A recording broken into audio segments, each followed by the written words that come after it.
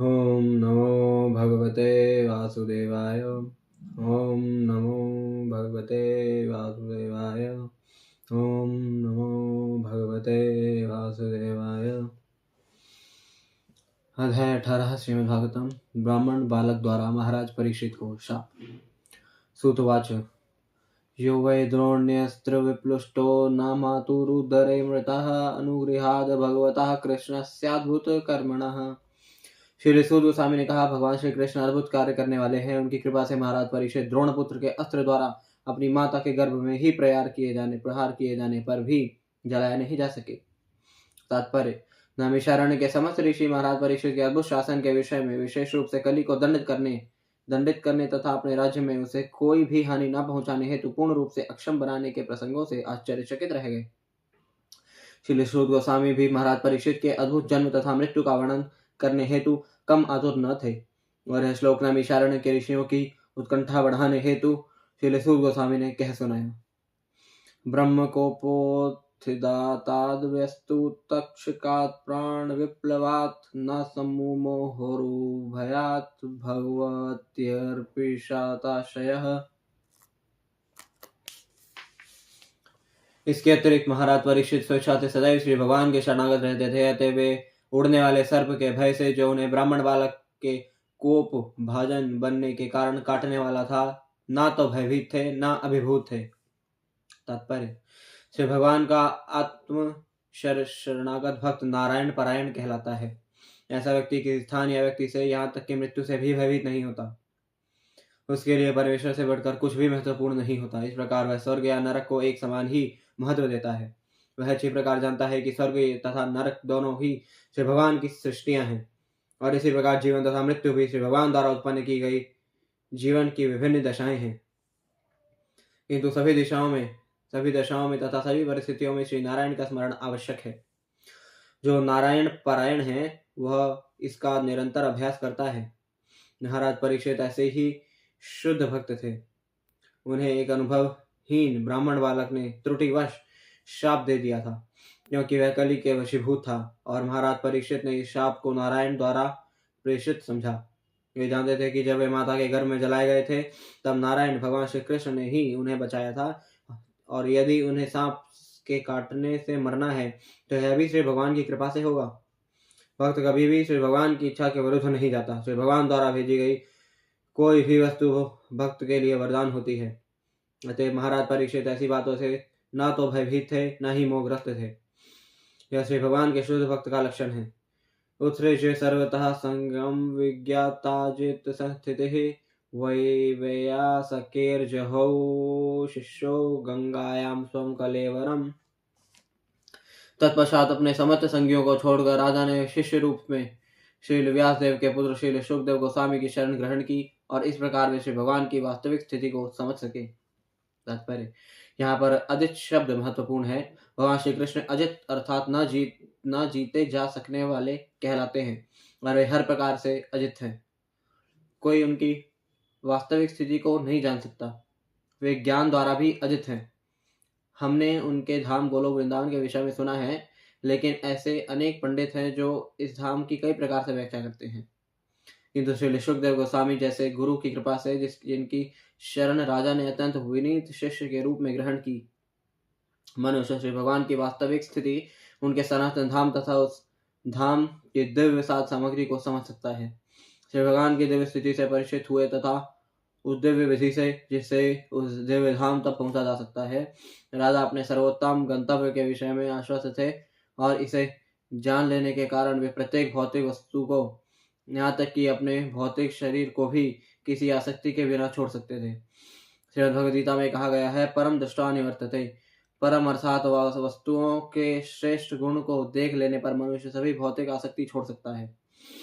श्रीमद् भगवद गीता से हम उन श्री भगवान की शक्ति के गुण को समझ सकते हैं जो भौतिक शक्ति के गुण से श्रेष्ठ है, और श्री शुकदेव गोस्वामी जैसे प्रामाणिक आध्यात्मिक गुरु की कृपा से श्री भगवान की उस उच्चता शक्ति के प्रत्येक पक्ष को जाना जा सकता है, जिसे श्री भगवान अपने शाश्वत नाम, गुण, लीलाओं, साथ सामग्री तथा विविधता को प्रकट करते हैं।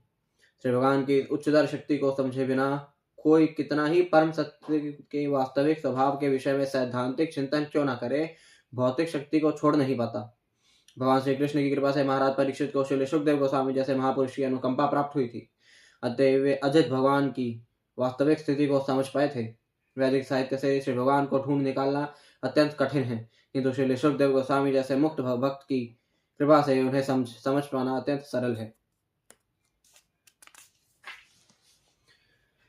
नोत्तम श्लोक वार्तानां जुषतां तत्कथामृतं स्यात् संभ्रमोऽन्त काले अपि स्मरतां तत्पदाम्बुजम्। ऐसा इसलिए हुआ क्योंकि जिन्होंने वैदिक स्तोत्रों से स्तुति किए जाने वाले श्री भगवान की दिव्य कथाओं के प्रति अपना जीवन अर्पित कर रखा है और जो निरंतर श्री भगवान के चरण कमलों का स्मरण करने में लगे हुए हैं, उन्हें अपने जीवन के अंतिम क्षणों में भी किसी प्रकार की भ्रांति होने का खतरा नहीं होता। तात्पर्य, जीवन के अंतिम क्षण में श्री भगवान की दिव्य प्रकृति को स्मरण करके जीवन की सर्वोच्च सिद्धि प्राप्त की जा सकती है। जीवन की यह सिद्धि उसे ही मिल पाती है जिसने श्री सुखदेव गोस्वामी जैसे मुक्तात्मा द्वारा गाए जाने वाले वैदिक स्तोत्रों से या उन्हीं के गुरु शिष्य परंपरा के किसी व्यक्ति से श्री भगवान की वास्तविक दिव्य प्रकृति के विषय में जाना है। वैदिक स्तोत्रों को किसी मनोधर्मी से सुनने से कोई लाभ नहीं होता, किंतु जब उन्हें किसी प्रामाणिक स्वरूप सिद्ध व्यक्ति से सुना जाता है और सेवा तथा विनय पूर्वक उसे ठीक से समझा जाता है, तब हर बात पारदर्शी रूप से स्पष्ट हो जाती है। इस प्रकार विनीत शिष्य जीवन के अंत तक दिव्य स्तर पर रह सकता है। वैज्ञानिक विधि द्वारा मनुष्य श्री भगवान को जीवन के अंत समय में भी स्मरण रख सकता है। जब शरीर के जर्जर होने से स्मरण शक्ति ढीली पड़ जाती है, सामान्य व्यक्ति के लिए जीवन के अंत समय में वस्तुओं को यथारूप में स्मरण कर रख पाना कठिन है, लेकिन श्री भगवान तथा उनके प्रामाणिक भक्तों या गुरुओं की कृपा से मनुष्य को यह अवसर सहज ही प्राप्त हो जाता है। और महाराज परीक्षित के साथ ऐसा ही हुआ। ताव करले कलिर्न प्रभवेत प्रविष्टोपि हि सर्वतः यावदीशो महानुर्व्यामाभिमन्यु एकराट। जब तक अभिमन्यु का महाशक्तिशाली पुत्र संसार का सम्राट बना हुआ है, तब तक कलि के पनपने की कोई गुंजाइश नहीं है। तात्पर्य, जैसा कि पूर्व में बताया जा चुका है, कलि ने इस पृथ्वी में बहुत पूर्व में प्रवेश पा लिया था और वह संपूर्ण संसार में अपना प्रभाव फैलाने की ताक में था, किंतु महाराज परीक्षित की उपस्थिति के कारण वह ऐसा नहीं कर पा रहा था। यही अच्छे प्रशासन का ढंग है। कलि जैसे उपद्रवी तत्व सदा ही अपने निंदे कृत्यों को फैलाना चाहेंगे, लेकिन सक्षम राज्य का कर्तव्य है कि सभी प्रकार से इन्हें रोके। यद्यपि महाराज परीक्षित ने कलि के लिए कुछ स्थान नियत कर दिए थे, किंतु उसी के साथ साथ उन्होंने प्रजा को कलि से प्रभावित होने का कोई अवसर नहीं दिया। यस्मिन्ननि हर्यर्हेव भगवानुत्सर्जिगाम तदैवेहानुवृत्तो सावधर्म प्रभवा कलिः। जिस दिन तथा जिस क्षण भगवान श्री कृष्ण ने इस पृथ्वी को छोड़ा, उसी समय समस्त अधार्मिक कृत्यों को बढ़ावा देने वाला कलि इस संसार में आ गया। तात्पर्य, श्री भगवान तथा उनके नाम यश गुण सभी अभिन्न हैं। श्री भगवान की उपस्थिति के कारण कलि पृथ्वी की सीमा में प्रवेश नहीं कर पा रहा था। इसी प्रकार यदि श्री भगवान के पवित्र नाम गुणों आदि के सतत कीर्तन का प्रबंध हो, तो कलि के प्रवेश के लिए जरा भी अवसर नहीं मिल पाएगा। संसार से कलि को भगाने की यही युक्ति है। आधुनिक मानव समाज में भौतिक विज्ञान के कारण बड़े बड़े विकास हुए हैं और मनुष्यों ने वायु में ध्वनि का विस्तार करने हेतु रेडियो का आविष्कार कर लिया है। अतः इंद्रिय भोग के लिए इसी भद्दे स्वर को प्रसारित न करके यदि सरकार श्री भगवान के पवित्र नाम यश तथा उनके गुणों की दिव्य वाणी को जिस प्रकार से वे श्रीमद् भगवद गीता या श्रीमद् भागवतम में प्राप्त है प्रसारित करने की व्यवस्था करे, तो उचित वातावरण उत्पन्न होगा, संसार में धर्म की पुनः स्थापना होगी और इस प्रकार प्रशासक गण जो संसार से भ्रष्टाचार के उन्मूलन को लेकर इतने उत्सुक हैं, सफल होंगे। कोई भी वस्तु बुरी नहीं है यदि उसका उपयोग श्री भगवान की सेवा के लिए किया जाए। नानुदेष्टि कलिम सम्राट सारंग एव सारभुक कुशलान्याशु सिद्धंति नेतराणि कृतानि यत्। महाराज परीक्षित मधुमक्खियों की तरह यथार्थवादी थे, जो केवल पुष्प के सार को ग्रहण करती हैं। वे यह अच्छी प्रकार जानते थे कि इस कलयुग में कल्याणकारी वस्तुएं तुरंत ही अपना शुभ प्रभाव डालती हैं, जबकि अशुभ कर्मों को वास्तविक रूप में संपन्न करना पड़ता है जिससे प्रभाव जमा सके। अतएव उन्होंने कभी भी कली से ईर्ष्या नहीं की। तात्पर्य, कलयुग अधम युग कहलाता है। इस अधम युग में सभी जीव विचित्र स्थिति में रहते हैं, अतएव श्री भगवान ने उन्हें कुछ विशेष सुविधाएं दे रखी हैं। अतः श्री भगवान की कृपा से जब तक जीव किसी पापी कार्य को वास्तव में करता नहीं है, तब तक वह उस कर्म का भागी नहीं होता। अन्य युगों में पापी कर्म का विचार करने से ही मनुष्य कर्म फल का भागी बन जाता था। इसके विपरीत इस युग में जीव को शुभ कर्म के चिंतन मात्र से ही उसका फल प्राप्त हो जाता है। अतः अत्यंत विद्वान एवं अनुभवी राजा होने के कारण महाराज परीक्षित कली से कोई अनावश्यक द्वेष नहीं रखते थे, क्योंकि वे उसे कोई पाप कर्म करने का अवसर ही नहीं देना चाहते थे। उन्होंने अपनी प्रजा को कलयुग के पाप कर्मों में पड़ने से बचाया और साथ ही उन्होंने कली के लिए कुछ स्थान नियत करके उसे भी पूरी सुविधा प्रदान की। श्रीमद् भागवतम के अंत में कहा गया है कि यद्यपि कली के निंद्य कृत्य विद्यमान हैं, तो भी कलयुग में बड़े बड़े लाभ भी हैं। मनुष्य मात्र भगवान नाम के जप कीर्तन द्वारा मोक्ष लाभ प्राप्त कर सकता है। अतएव महाराज परीक्षित ने श्री भगवान के भद्र नाम के कीर्तन के प्रचार हेतु संगठित प्रयास किया और उन्होंने जनता को कली के पास से बचा लिया। इसी लाभ के कारण कभी कभी बड़े बड़े मुनि कलयुग की जय मनाते हैं। वेदों में भी कहा गया है कि भगवान श्री कृष्ण की लीलाओं की चर्चा से मनुष्य कलयुग की सभी बुराइयों से छुटकारा पा सकता है। श्रीमद् भागवतम के आरंभ में ही यह कहा गया है कि श्रीमद् भागवतम के पाठ से परमेश्वर मनुष्य के हृदय में स्थापित हो जाते हैं। ये कलयुग के कुछ लाभ हैं और महाराज परीक्षित ने इन सशक्त लाभों को ग्रहण किया और वास्तविक वैष्णव होने के नाते उन्होंने कलयुग का बुरा नहीं सोचा। किम न बालेषु शूरेण कलिना धीर भीरुणा अप्रमत्ता प्रमत्तेषु यो वृकोन्द्रेषु वर्तते। महाराज परीक्षित ने विचार किया कि अल्पज्ञ मनुष्य कली को अत्यंत शक्तिशाली मान सकते हैं, किंतु जो आत्म संयमी हैं उन्हें किसी प्रकार का भय नहीं है। राजा बाघ के समान शक्तिमान थे और अल्पज्ञ चिंता रहित मनुष्यों की देखभाल करते थे। तात्पर्य, जो श्री भगवान के भक्त नहीं हैं वे चिंता रहित तथा मंद बुद्धि होते हैं। जब तक कोई पूर्ण रूप से बुद्धिमान न हो वह भगवत भक्त नहीं हो सकता। जब भगवत भक्त नहीं है वे कली के कार्यों के शिकार बन जाते हैं। जब तक हम महाराज परीक्षित द्वारा अपनाई गई कार्य पद्धति को स्वीकार करने हेतु तैयार नहीं हो जाते, तब तक समाज में शिष्टतर परिस्थिति ला पाना संभव नहीं है। और यह कार्य पद्धति है श्री भगवान की भक्तिमय सेवा का प्रचार करना। उपवर्णितमेतद्वयः पुण्यं पारीक्षितं मया वासुदेव कथोपेताम् आख्यानं यत् पृच्छत। हे मुनियों, जैसा आपने मुझसे पूछा था, अब मैंने पवित्र राजा परीक्षित के इतिहास से संबंधित भगवान श्री कृष्ण की गीताओं की लगभग सब बातें कह सुनाई हैं। तात्पर्य, श्रीमद् भागवतम श्री भगवान के कार्यकलापों का इतिहास है और श्री भगवान के कार्यकलाप भगवत भक्तों को साथ लेकर ही संपन्न होते हैं। अतः भक्तों का इतिहास भगवान श्री कृष्ण के कार्यकलापों के इतिहास से भिन्न नहीं है। भगवत भक्त श्री भगवान तथा उनके शुद्ध भक्तों के कार्यकलापों को एक सा ही समझता है, क्योंकि ये सभी दिव्य होते हैं। या कथा भागवतः कथनीयोरुत्कर्मणः गुणकर्माश्रया पुंभिः संसेव्यास्ता बुभूषुभिः। जो मनुष्य जीवन में पूर्ण सिद्धि प्राप्त करने के इच्छुक हैं, उन्हें अद्भुत कर्म करने वाले श्री भगवान के दिव्य कार्यकलापों तथा गुणों से संबंधित सभी कथाएं अत्यंत विनीत भाव से श्रवण करनी चाहिए। तात्पर्य, भगवान श्री कृष्ण के दिव्य कार्यकलापों, गुणों तथा नामों का नियम पूर्वक श्रवण करने से मनुष्य शाश्वत जीवन की ओर अग्रसर होता है।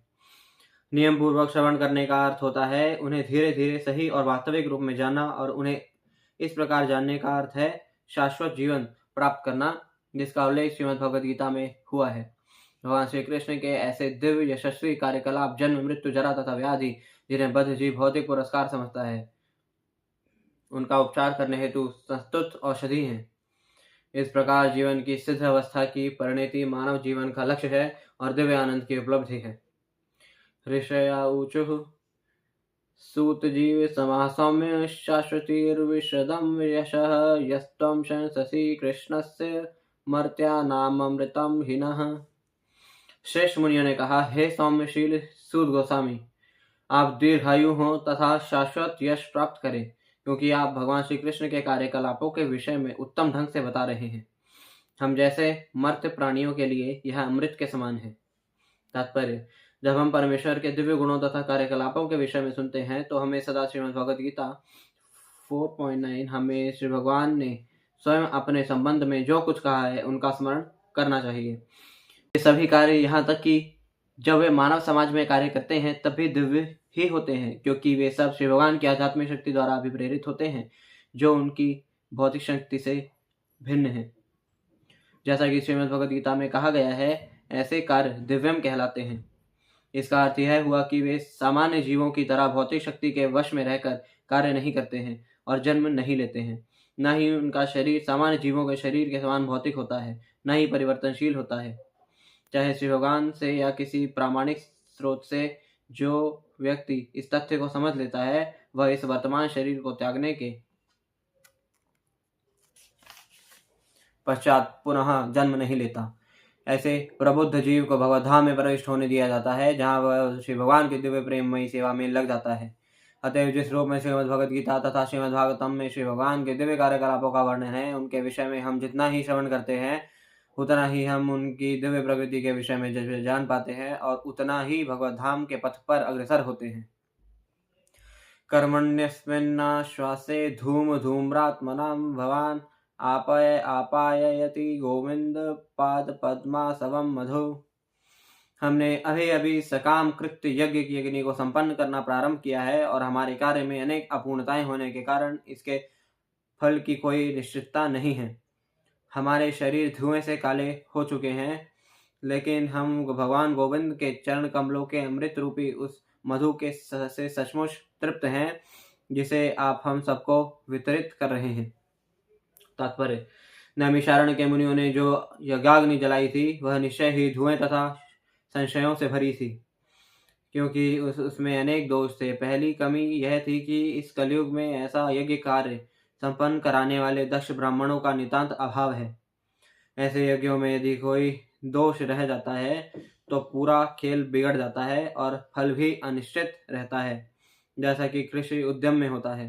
धान के खेत को जोतने से अच्छा फल तभी मिलता है जब अच्छी वर्षा हो, अन्यथा फल अनिश्चित है। इसी प्रकार से इस कलयुग में भी किसी भी प्रकार का यज्ञ संपन्न कराना अनिश्चित रहता है।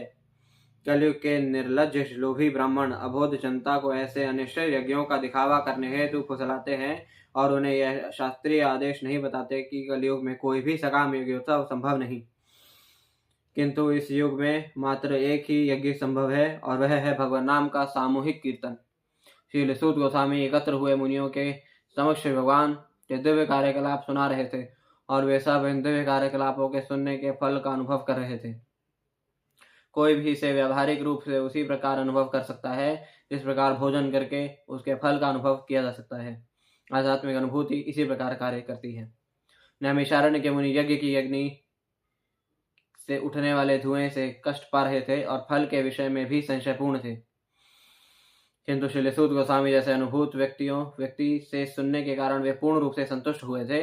ब्रह्म वैवर्त पुराण में श्री विष्णु शिव से कहते हैं कि कलयुग में मनुष्य विविध प्रकार की चिंताओं से घिरे होने के कारण सकाम कर्म तथा दार्शनिक चिंतन में व्यर्थ ही परिश्रम करेंगे, किंतु यदि वे भक्ति में सेवा में लगे तो परिणाम अधिक निश्चित होगा और शक्ति का भी क्षय नहीं होगा।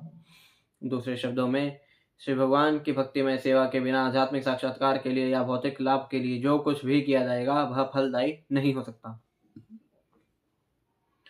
तुर्याम लवेनापि न स्वर्गम नानुर्भवम् भगवत संगी संगस्य मर्त्यानाम किमुताशिषः। भगवत भक्त के साथ क्षण भर की संगति के महत्व की तुलना न तो सर्वलोक की तृप्ति से, न तो सर्वलोक की प्राप्ति से, न भौतिक पदार्थ से मुक्ति से की जा सकती है। तो फिर भौतिक संपन्नता रूपी सांसारिक वरदानों के विषय में क्या कहा जाए जो मरणशील मनुष्यों के लिए है। तात्पर्य: एक वस्तु की तुलना दूसरी वस्तु से तभी की जा सकती है जब दोनों में कुछ समान बातें होती हैं।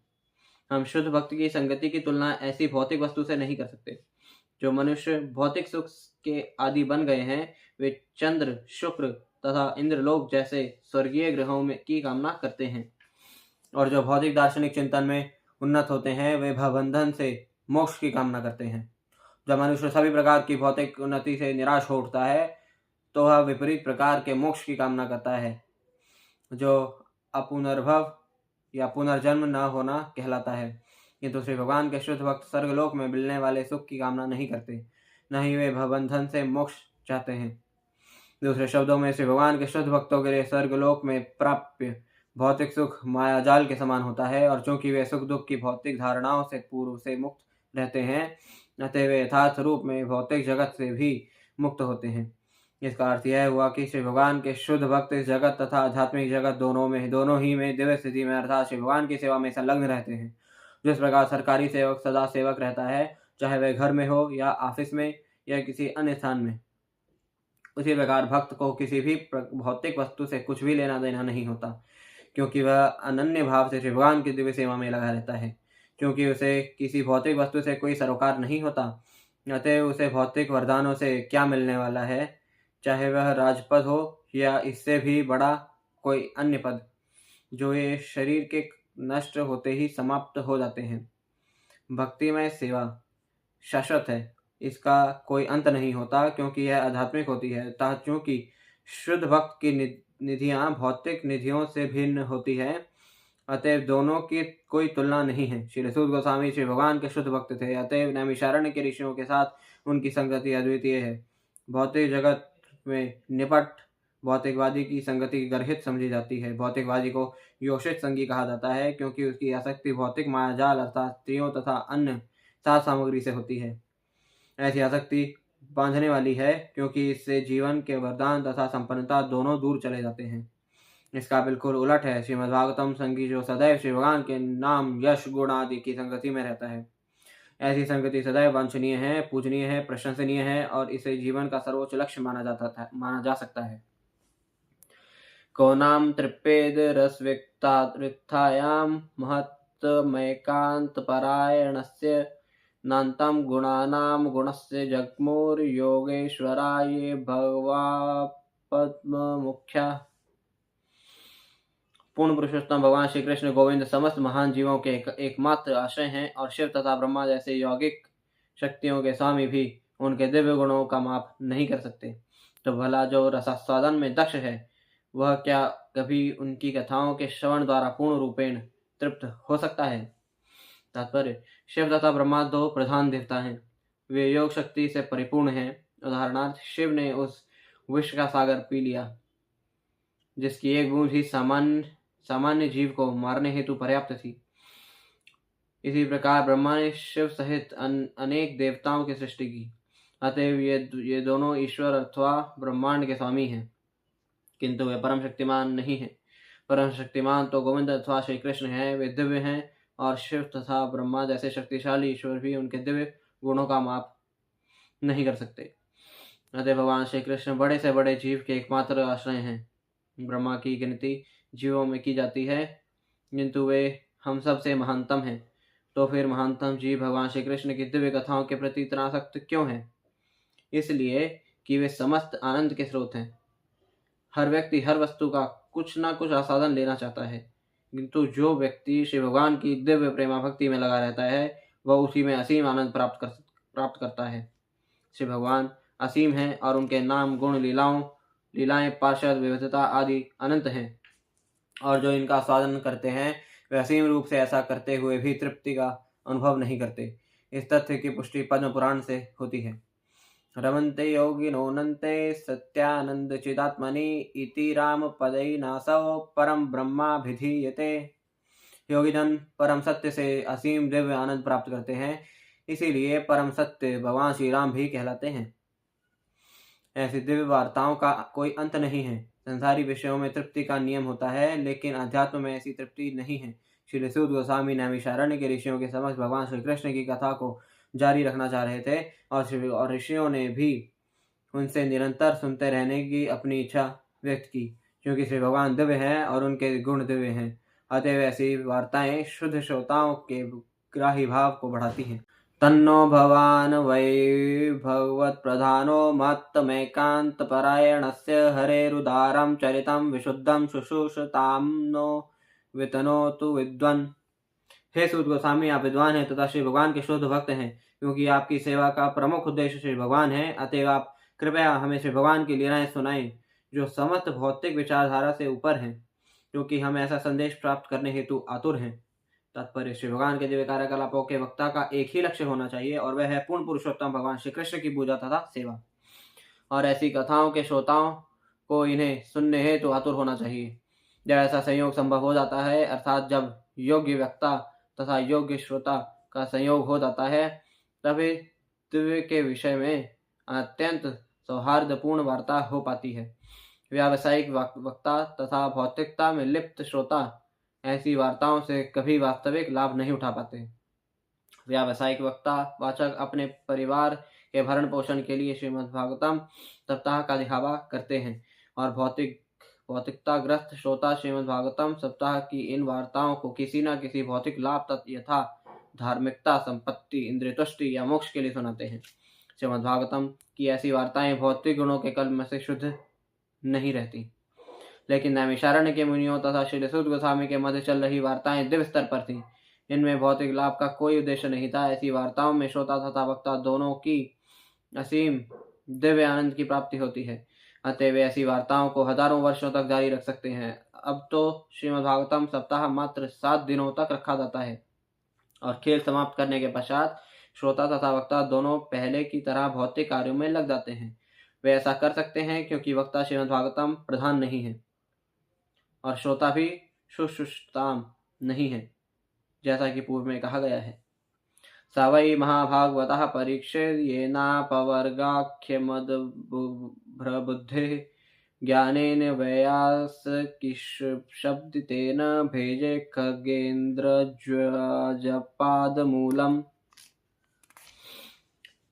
हे सूत गोस्वामी, कृपा करके श्री भगवान की उन्हीं कथाओं का वर्णन करें जिनसे महाराज परीक्षित, जिनकी बुद्धि मोक्ष पर केंद्रित थी, उन श्री भगवान के चरण कमलों को प्राप्त कर सके जो पक्षीराज गरुड़ के आश्रय हैं। उन्हीं कथाओं का उच्चारण व्यास पुत्र श्री शुकदेव द्वारा हुआ था। तात्पर्य, मोक्ष के मार्ग को लेकर जिज्ञासुओं में कुछ मतभेद है।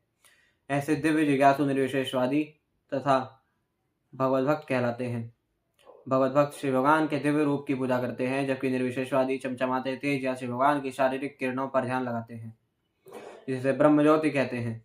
यहाँ पर यह कहा गया है कि महाराज परीक्षित को श्री भगवान के चरण कमलों की प्राप्ति श्री व्यासदेव के पुत्र श्री शुकदेव गोस्वामी के उपदेशों से हुई। श्री शुकदेव गोस्वामी भी प्रारंभ में निर्विशेषवादी थे, जैसा कि श्रीमद्भागवतम 2.1.9 में उनकी स्वयं की उक्ति है, किंतु बाद में वे श्री भगवान की दिव्य लीलाओं के प्रति आकृष्ट हुए और भक्त बन गए।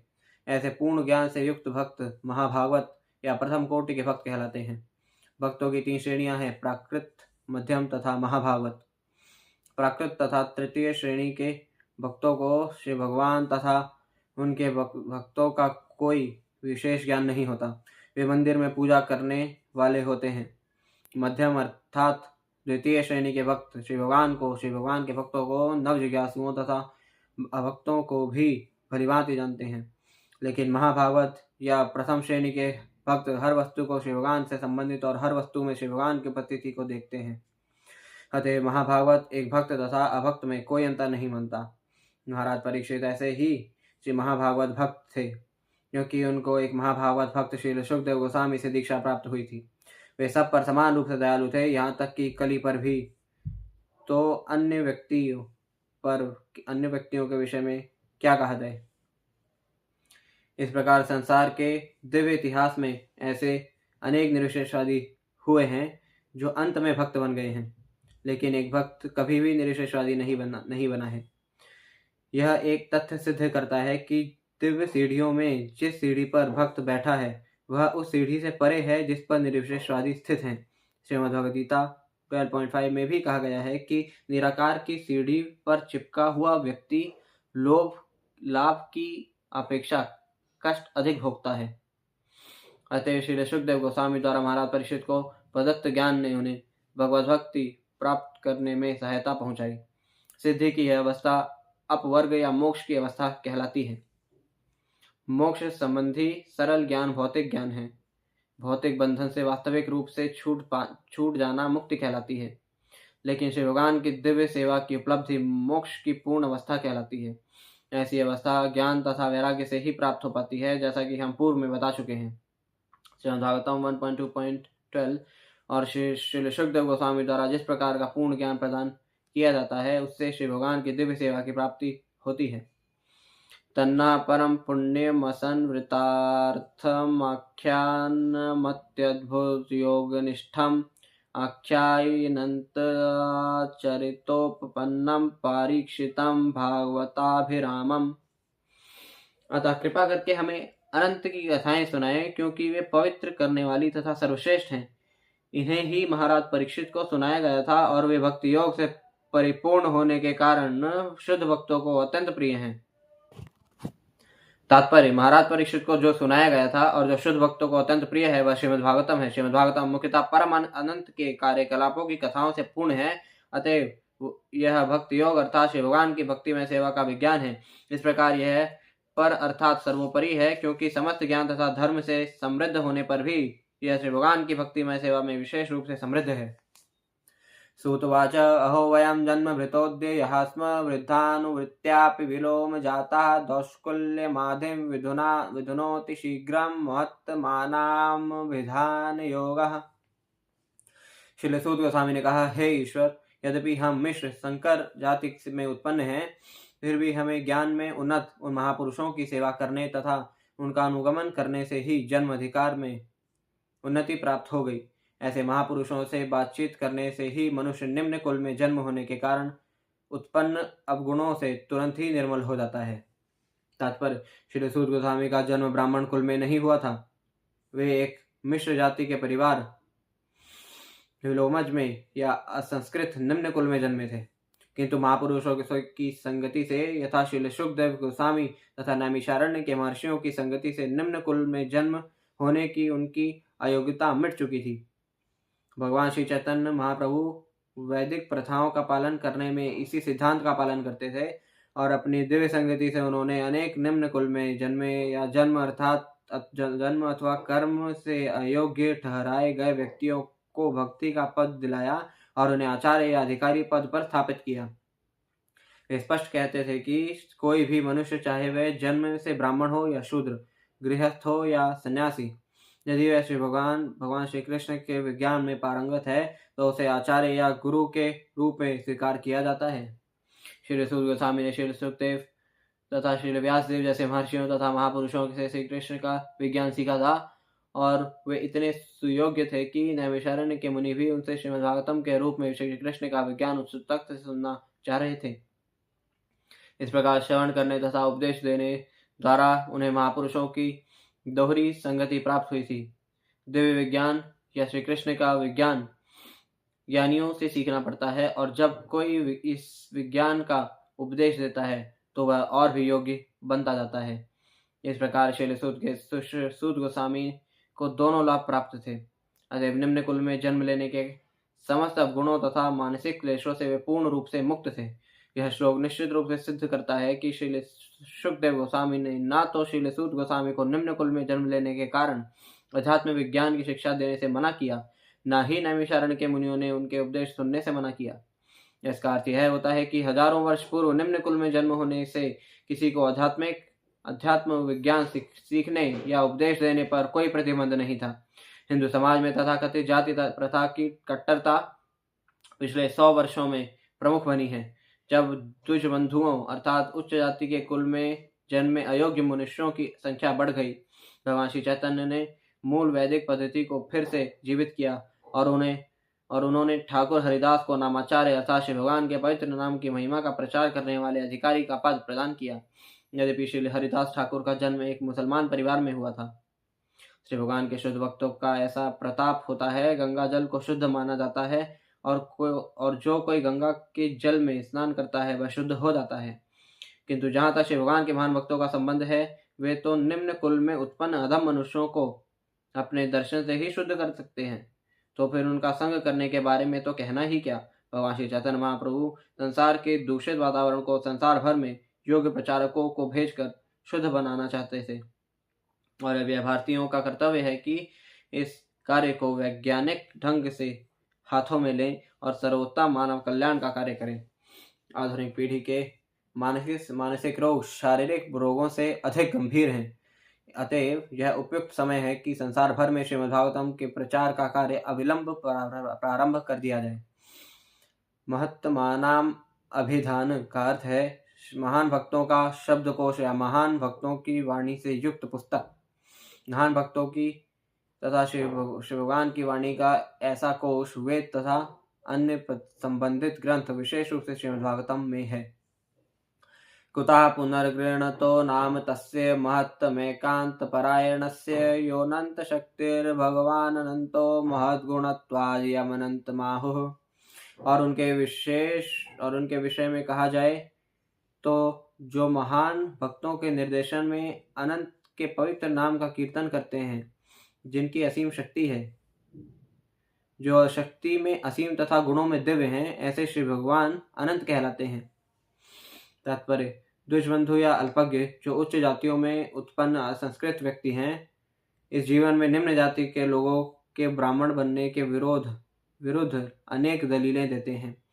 उनकी दलील है कि शूद्र या शूद्र से भी निम्न परिवार में जन्म पूर्व जन्म में किए गए पाप कर्मों के कारण होता है, अतएव उसे इस कमी की पूर्ति निम्न जाति में जन्म लेकर करनी होती है। किंतु इन मिथ्या तर्क करने वालों को उत्तर देने हेतु श्रीमद्भागवतम का कथन है कि जो मनुष्य शुद्ध भक्त के निर्देशन में श्री भगवान के पवित्र नाम का जप करता है, यह तुरंत ही निम्न जाति में जन्म लेने के दोष से छूट जाता है। श्री भगवान का शुद्ध भक्त श्री भगवान के पवित्र नाम का जप करते हुए कोई अपराध नहीं करता। श्री भगवान के नाम जप करने में 10 प्रकार के अपराध होते हैं, किंतु शुद्ध भक्त के निर्देशन में कहा गया जप अपराध रहित होता है और श्री भगवान का अपराध रहित जप दिव्य होता है। अतएव ऐसा जप पूर्व जन्म के समस्त पापों के प्रभाव को तुरंत दूर कर सकता है। ऐसा अपराध रहित जप यह संकेत देता है कि मनुष्य के पवित्र नाम की दिव्य प्रकृति को ठीक से समझ लिया है और इस प्रकार श्री भगवान की शरण ले ली है। आध्यात्मिक रूप से श्री भगवान का नाम तथा स्वयं श्री भगवान परम अवस्था में होने के कारण एक है। श्री भगवान का पवित्र नाम श्री भगवान के ही तुल्य शक्तिमान है। श्री भगवान सर्वशक्तिमान ईश्वरीय व्यक्तित्व हैं और उनके अनंत नाम हैं जो उनसे अभिन्न हैं और उन्हीं के समान शक्तिमान भी हैं। श्रीमद् भगवद गीता के अंत में श्री भगवान बल देकर कहते हैं कि जो भी उनकी शरण में पूर्ण रूप से आता है, उसकी समस्त पापों से रक्षा की जाती है। चूंकि वे तथा उनके नाम एक हैं, अतः श्री भगवान का पवित्र नाम भक्तों को पापों के समस्त प्रभावों से बचा सकता है। श्री भगवान के पवित्र नाम का कीर्तन निसंदेह मनुष्य को निम्न कुल में जन्म लेने के दोष से उबार सकता है। श्री भगवान की असीम शक्ति भक्तों तथा अवतारों के असीम विस्तार से बढ़ती ही जाती है और इस प्रकार प्रत्येक भगवत भक्त तथा समस्त अवतार भी श्री भगवान की शक्ति से संपन्न होते हैं। क्योंकि श्री भगवान का भक्त श्री भगवान की शक्ति से ओतप्रोत हो जाता है, अतएव निम्न कुल में जन्म लेने का किंचित मात्र भी दोष उसके रास्ते में बाधक नहीं बन सकता। एतावतलाम ननु सूचितेन गुणैरसाम्यानतिशानस्य हित्वेरतरान् प्रार्थयतो विभूतिर्यस्याघ्रिरेणुं जुषतेन भीप्सो। अब यह निश्चित हो गया है कि वे श्री भगवान अनंत हैं और उनके तुल्य कोई भी नहीं है। फलस्वरूप उनके विषय में कोई भी पर्याप्त रूप से कह नहीं सकता। बड़े बड़े देवता भी स्तुतियों के द्वारा जिस लक्ष्मी देवी की कृपा प्राप्त नहीं कर पाते, वही देवी श्री भगवान की सेवा करती हैं। यद्यपि श्री भगवान ऐसी सेवा के लिए अनिच्छुक रहते हैं।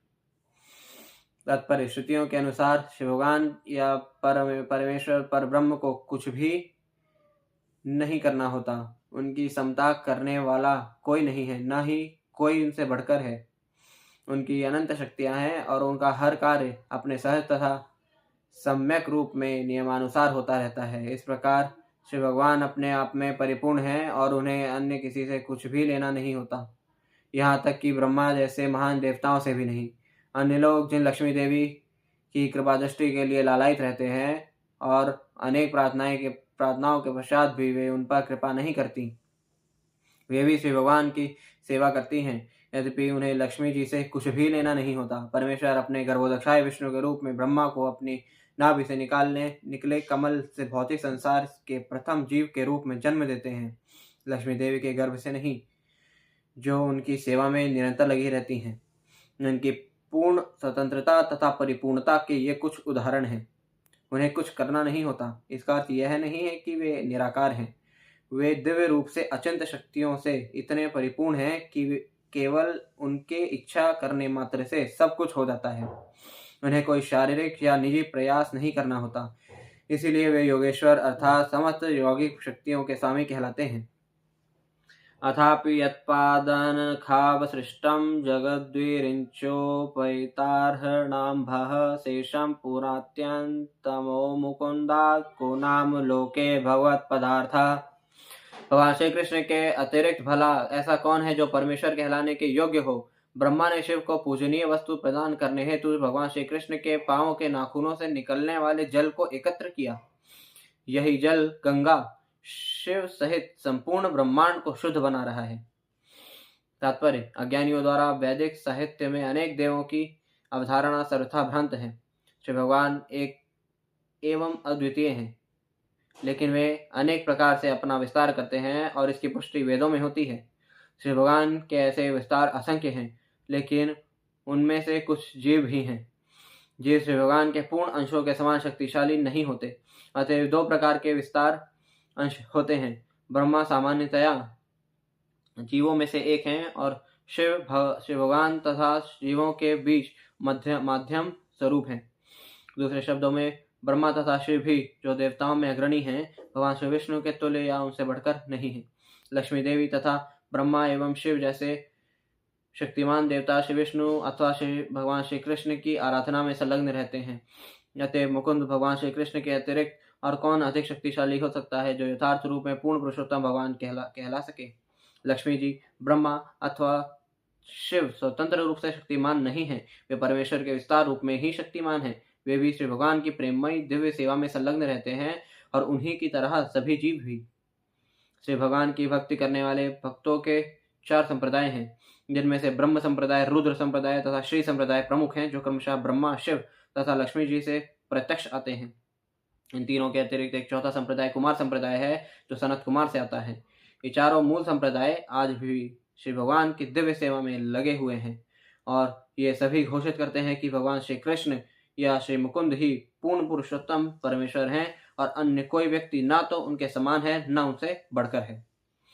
यत्रानुरक्ता सहसैव धीरा व्यपुद् देहादिषु संगमूढ़ं वृजन्ति तत्पारं हंस्यमन्त्यं यस्मिन् हिंसोपशमः स्वधर्मः। परम भगवान श्री कृष्ण के प्रति अनुरक्त आत्म संयमी पुरुष स्थूल शरीर तथा सूक्ष्म मन सहित एकाएक भौतिक आसक्ति से उत्प्रोत संसार को एक त्याग सकते हैं और जीवन के संन्यास आश्रम की सर्वोच्च सिद्धि प्राप्त करने हेतु बाहर चले जाते हैं, जिसके फलस्वरूप अहिंसा तथा वैराग्य उत्पन्न होते हैं। तात्पर्य, केवल आत्मसंयमी व्यक्ति ही धीरे धीरे पूर्ण पुरुषोत्तम भगवान के प्रति अनुरक्त हो सकता है। आत्मसंयमी का अर्थ है जो आवश्यकता से अधिक इंद्रिय भोग में लिप्त न हो, और जो मनुष्य आत्मसंयमी नहीं है वे इंद्रिय भोग में लिप्त हो जाते हैं। शुष्क दार्शनिक चिंतन मन का सूक्ष्म इंद्रिय भोग है। इंद्रिय भोग मनुष्य को अंधकार के मार्ग की ओर ले जाता है। जो मनुष्य आत्मसंयमी हैं वे भौतिक अस्तित्व के बद्ध जीवन से मुक्ति के मार्ग की ओर अग्रसर हो सकते हैं। इसीलिए वेदों का आदेश है कि मनुष्य को अंधकार के मार्ग पर नहीं जाना चाहिए, अपितु प्रकाश के मार्ग अथवा मुक्ति की ओर अग्रसर होना चाहिए। आत्मसंयम इंद्रियों को कृत्रिम ढंग से भौतिक भोग से रोकने से नहीं आता, अपितु अपनी शुद्ध इंद्रियों को श्री भगवान की दिव्य सेवा में लगाकर परमेश्वर में वास्तविक रूप से अनुरक्त होने से आता है। इंद्रियों को बलपूर्वक दबाया नहीं जा सकता, अपितु उन्हें उचित कार्य में लगाया जा सकता है। अतः शुद्ध इंद्रियां सदैव श्री भगवान की दिव्य सेवा में लगी रहती हैं। इंद्रियों को संलग्न रखने की यह सिद्धावस्था भक्ति योग कहलाती है। अतः जो मनुष्य भक्ति योग के साधनों में अनुरक्त हैं वे वास्तव में आत्मसंयमी हैं और श्री भगवान की सेवा करने हेतु अपना घरेलू या शारीरिक मोह सहसा छोड़ सकते हैं। यहाँ परमहंस अवस्था कहलाती है। हंस दूध तथा पानी के मिश्रण में केवल दूध ग्रहण करता है। इसी प्रकार जो माया की सेवा करने के बदले श्री भगवान की सेवा अपनाते हैं वे परमहंस कहलाते हैं। उनमें स्वभावतः सभी सद्गुण यथा निरभिमानिता, अहंकार से मुक्ति, अहिंसा, धैर्य, सरलता, विनयशीलता, पूजा, भक्ति तथा निष्ठा पाए जाते हैं। ये सभी दैवी गुण भगवत भक्त में सहज रूप से पाए जाते हैं। ऐसे परमहंस जो श्री भगवान की सेवा में ही संलग्न रहते हैं अत्यंत दुर्लभ हैं। यहाँ तक कि मुक्तात्माओं में भी ये दुर्लभ है। वास्तविक अहिंसा का अर्थ है द्वेष से मुक्त होना। इस संसार में प्रत्येक व्यक्ति अपने सहभागी जीव से द्वेष रखता है, किंतु एक पूर्ण परमहंस श्री भगवान की सेवा में संलग्न रहने के कारण पूर्ण रूप से द्वेष रहित होता है।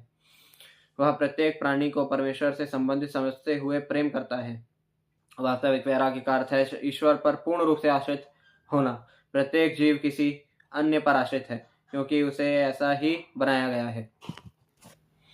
वास्तव में हर कोई श्री भगवान की कृपा पर आश्रित है, किंतु जब वह श्री भगवान के साथ अपने संबंध को भूल जाता है, तब वह भौतिक प्रकृति की दशाओं पर निर्भर हो जाता है। वैराग्य का अर्थ है भौतिक प्रकृति पर निर्भरता का परित्याग और इस प्रकार श्री भगवान की कृपा पर पूर्ण रूप से आश्रित होना। वास्तविक स्वतंत्रता का अर्थ है पदार्थ पर निर्भर न रहकर श्री भगवान की कृपा पर पूर्ण श्रद्धा। यह परमहंस अवस्था भक्ति योग की सर्वोच्च सिद्ध अवस्था है, जो परमेश्वर के लिए की जाने वाली भक्तिमय सेवा की विधि है। अहम ही पृष्ठोर्मणो भवद्भक्तिराचक्ष आत्मावगमोत्र यावान् नभा पतन्त्याम समं पतत्रेणस्तथा समं विष्णु गतिं विपश्चितः। हे सूर्य के समान अत्यंत शुद्ध ऋषियों, मैं आपको अपने ज्ञान के अनुसार श्री विष्णु की दिव्य लीलाओं का वर्णन करने का प्रयत्न करूंगा। जिस प्रकार पक्षी आकाश में उतनी ही दूर तक उड़ते हैं जितनी उनमें क्षमता होती है, उसी प्रकार विद्वान भक्तगण श्री भगवान के लीलाओं का वर्णन अपनी अपनी अनुभूति के अनुसार करते हैं। तात्पर्य: परम पूर्ण सत्य अनंत है। कोई भी जीव अपनी सीमित क्षमता से अनंत को नहीं जान सकता। श्री भगवान निराकार साकार तथा अंतर्यामी हैं। अपने निराकार पक्ष से वे सर्वव्यापी ब्रह्म हैं, तो अपने अंतर्यामी स्वरूप से वे परमात्मा रूप में सभी जीवों के हृदय में विराजमान रहते हैं, और अपने परम साकार रूप से वे अपने शुद्ध भक्त रूप में भाग्यशाली पार्षदों द्वारा उनकी दिव्य प्रेममयी सेवा के विषय बनते हैं। इन विभिन्न स्वरूपों में श्री भगवान की लीलाओं का आंशिक अनुमान बड़े बड़े विद्वान भक्त ही लगा पाते हैं। अतः श्री सूत गोस्वामी ने अपनी अनुभूति के अनुसार श्री भगवान की लीलाओं का वर्णन करने का जो कार्यभार अपने ऊपर लिया है, वह उचित ही है। वास्तव में स्वयं श्री भगवान ही अपना वर्णन कर सकते हैं, और उनके विद्वान भक्त भी उनका उतना ही वर्णन कर सकते हैं जितनी श्री भगवान उन्हें शक्ति प्रदान करते हैं। एकदा धनुरुद्यम्य विचरन् मृगयां वने मृगाननुगतः शान्तः क्षुधिस्तस्त्रिषितो भृशं जलाशयमचक्षाणः प्रविवेश तमाशमं ददर्श मुनिमासीनं शान्तं मीलितलोचनम्। एक बार महाराज परीक्षित वन में धनुष बाण से शिकार करते हुए हिरणों का पीछा करते करते अत्यंत थक गए और उन्हें अत्यधिक भूख तथा प्यास लग आई। जलाशय का पता करते हुए वे सुविख्यात शमीक मुनि के आश्रम में प्रविष्ट हुए, जहां उन्होंने आंखें बंद किए शांत भाव से बैठे मुनि को देखा। तात्पर्य: परमेश्वर अपने शुद्ध भक्तों पर इतने कृपालु हैं कि वे उचित समय पर ऐसे भक्तों को अपने पास बुलाकर भक्त के लिए शुभ स्थिति का निर्माण करते हैं। महाराज परीक्षित श्री भगवान के शुद्ध भक्त थे, अतः उनके अत्यधिक थकने, भूखे तथा प्यासे होने का कोई कारण नहीं था, क्योंकि भगवत भक्त कभी ऐसी शारीरिक आवश्यकताओं से विचलित नहीं होता। लेकिन श्री भगवान की इच्छा से ऐसा भक्त भी सांसारिक कार्यकलापों से वैराग्य लेने हेतु, अनुकूल परिस्थिति उत्पन्न करने हेतु ऊपरी तौर से थका एवं प्यासा लग सकता है। मनुष्य को भगवत धाम जाने के पूर्व समस्त सांसारिक संबंधों के प्रति आसक्ति का त्याग करना होता है। अतएव जब भक्त सांसारिक विषयों में अधिक तल्लीन रहने लगता है, तो श्री भगवान ऐसी परिस्थिति उत्पन्न करते हैं कि उसमें उदासीनता उत्पन्न हो जाती है। परमेश्वर अपने शुद्ध भक्त को कभी भूलते नहीं, भले ही वे तथाकथित सांसारिकता में व्यस्त क्यों न हो। कभी कभी वे विषम परिस्थिति उत्पन्न कर देते हैं और भक्त को संपूर्ण सांसारिकता से वैराग्य लेने हेतु विवश हो जाना पड़ता है। भक्त श्री भगवान के संकेत को समझ लेता है, लेकिन अन्य मनुष्य इसे प्रतिकूल एवं निराशाजनक मानते हैं। महाराज परीक्षित को भगवान श्री कृष्ण द्वारा श्रीमद् भागवतम के उद्घाटन का निमित्त बनना था, जिस प्रकार उनके पितामह अर्जुन श्रीमद् भगवद गीता के लिए माध्यम बने थे। यदि श्री भगवान की इच्छा से अर्जुन में परिवार के प्रति स्नेह के फलस्वरूप मोह न उत्पन्न होता, तो श्री भगवान द्वारा सर्वजन हितार्थ श्रीमद् भगवद गीता का प्रवचन न हुआ होता। इसी प्रकार यदि इस समय परीक्षित महाराज थके भूखे तथा प्यासे न होते तो श्रीमद् भागवतम के प्रमुख अधिकारी श्री शुकदेव गोस्वामी द्वारा श्रीमद् भागवतम न कहा गया होता। अतएव यह उन परिस्थितियों का उपक्रम है जिनके अंतर्गत सर्व जनहिताय श्रीमद् भागवतम कहा गया। अतएव यह उपक्रम एकदा अर्थात एक बार से प्रारंभ होता है। प्रतिरुद्धेन्द्रिय प्राण मनो बुद्धि मुपरात्तरतम स्थानत्रयात् परम प्राप्तम ब्रह्मभूतम विक्रयम। मुनि की इंद्रियां, श्वास, मन तथा बुद्धि सभी ने भौतिक कार्यकलाप बंद कर दिए थे और वे तीनों जागृत, सुप्त तथा सुषुप्त स्थितियों से अलग होकर परम पूर्ण के समान गुणात्मक दृष्टि से दिव्य पद प्राप्त करके समाधि में स्थित थे। तात्पर्य, ऐसा प्रतीत होता है कि वे मुनि जिनके आश्रम में राजा ने प्रवेश किया था योग समाधि में थे। यह दिव्य पद 3 विधियों से प्राप्त किया जाता है। ज्ञान अर्थात सैद्धांतिक अध्यात्मिक ज्ञान से, योग अर्थात शरीर के क्रियात्मक तथा मनोवैज्ञानिक कार्यों में वश में करके समाधि की वास्तविक अनुभूति से, तथा भक्ति योग की सबसे प्रामाणिक विधि अर्थात इंद्रियों को श्री भगवान की भक्ति में सेवा में लगाने से। श्रीमद् भगवद गीता में भी हमें पदार्थ से जीव तक की अनुभूति के क्रमिक विकास का परिचय प्राप्त होता है। हमारे भौतिक मन तथा शरीर जीव अर्थात आत्मा से विकसित होते हैं और हम पदार्थ के 3 गुणों के प्रभाव में आकर अपनी वास्तविक पहचान स्वरूप को भूल जाते हैं। ज्ञान योग सैद्धांतिक रूप से आत्मा की वास्तविकता के विषय में चिंतन है, लेकिन भक्ति योग आत्मा को सचमुच कर्म में लगाता है। पदार्थ की अनुभूति की अवस्था को पार करने के पश्चात इंद्रियों की अधिक सूक्ष्म अवस्थाएं प्राप्त होती हैं। इंद्रियों की अवस्था को सूक्ष्मतर मन द्वारा और मन को प्राणी की गतिविधियां द्वारा और फिर उसे क्रमशः बुद्धि द्वारा पार कर दिया जाता है। बुद्धि से आगे जीवंत आत्मा को योग पद्धति की यांत्रिक क्रियाओं द्वारा अथवा इंद्रियों को वश में करके ध्यान का अभ्यास, प्राणायाम, साधना तथा दिव्य पद तक उठने हेतु बुद्धि के प्रयोग द्वारा अनुभव किया जाता है। यह समाधि शरीर की संपूर्ण भौतिक क्रियाओं को रोक देती है। राजा ने मुनि को इसी अवस्था में देखा। उन्होंने मुनि को निम्न प्रकार से भी देखा। विप्रकीर्ण जटाच्छन्नं रौरवेणा जिनेन च विश्वस्यतालोरुदकं तथा भूतं याचत। ध्यानमग्न मुनि मृग चर्म लपेटे थे और उनकी लंबी जटाएं उनके समस्त शरीर पर बिखरी हुई थीं। प्यास के मारे सूखे तालू वाले राजा ने उनसे जल मांगा।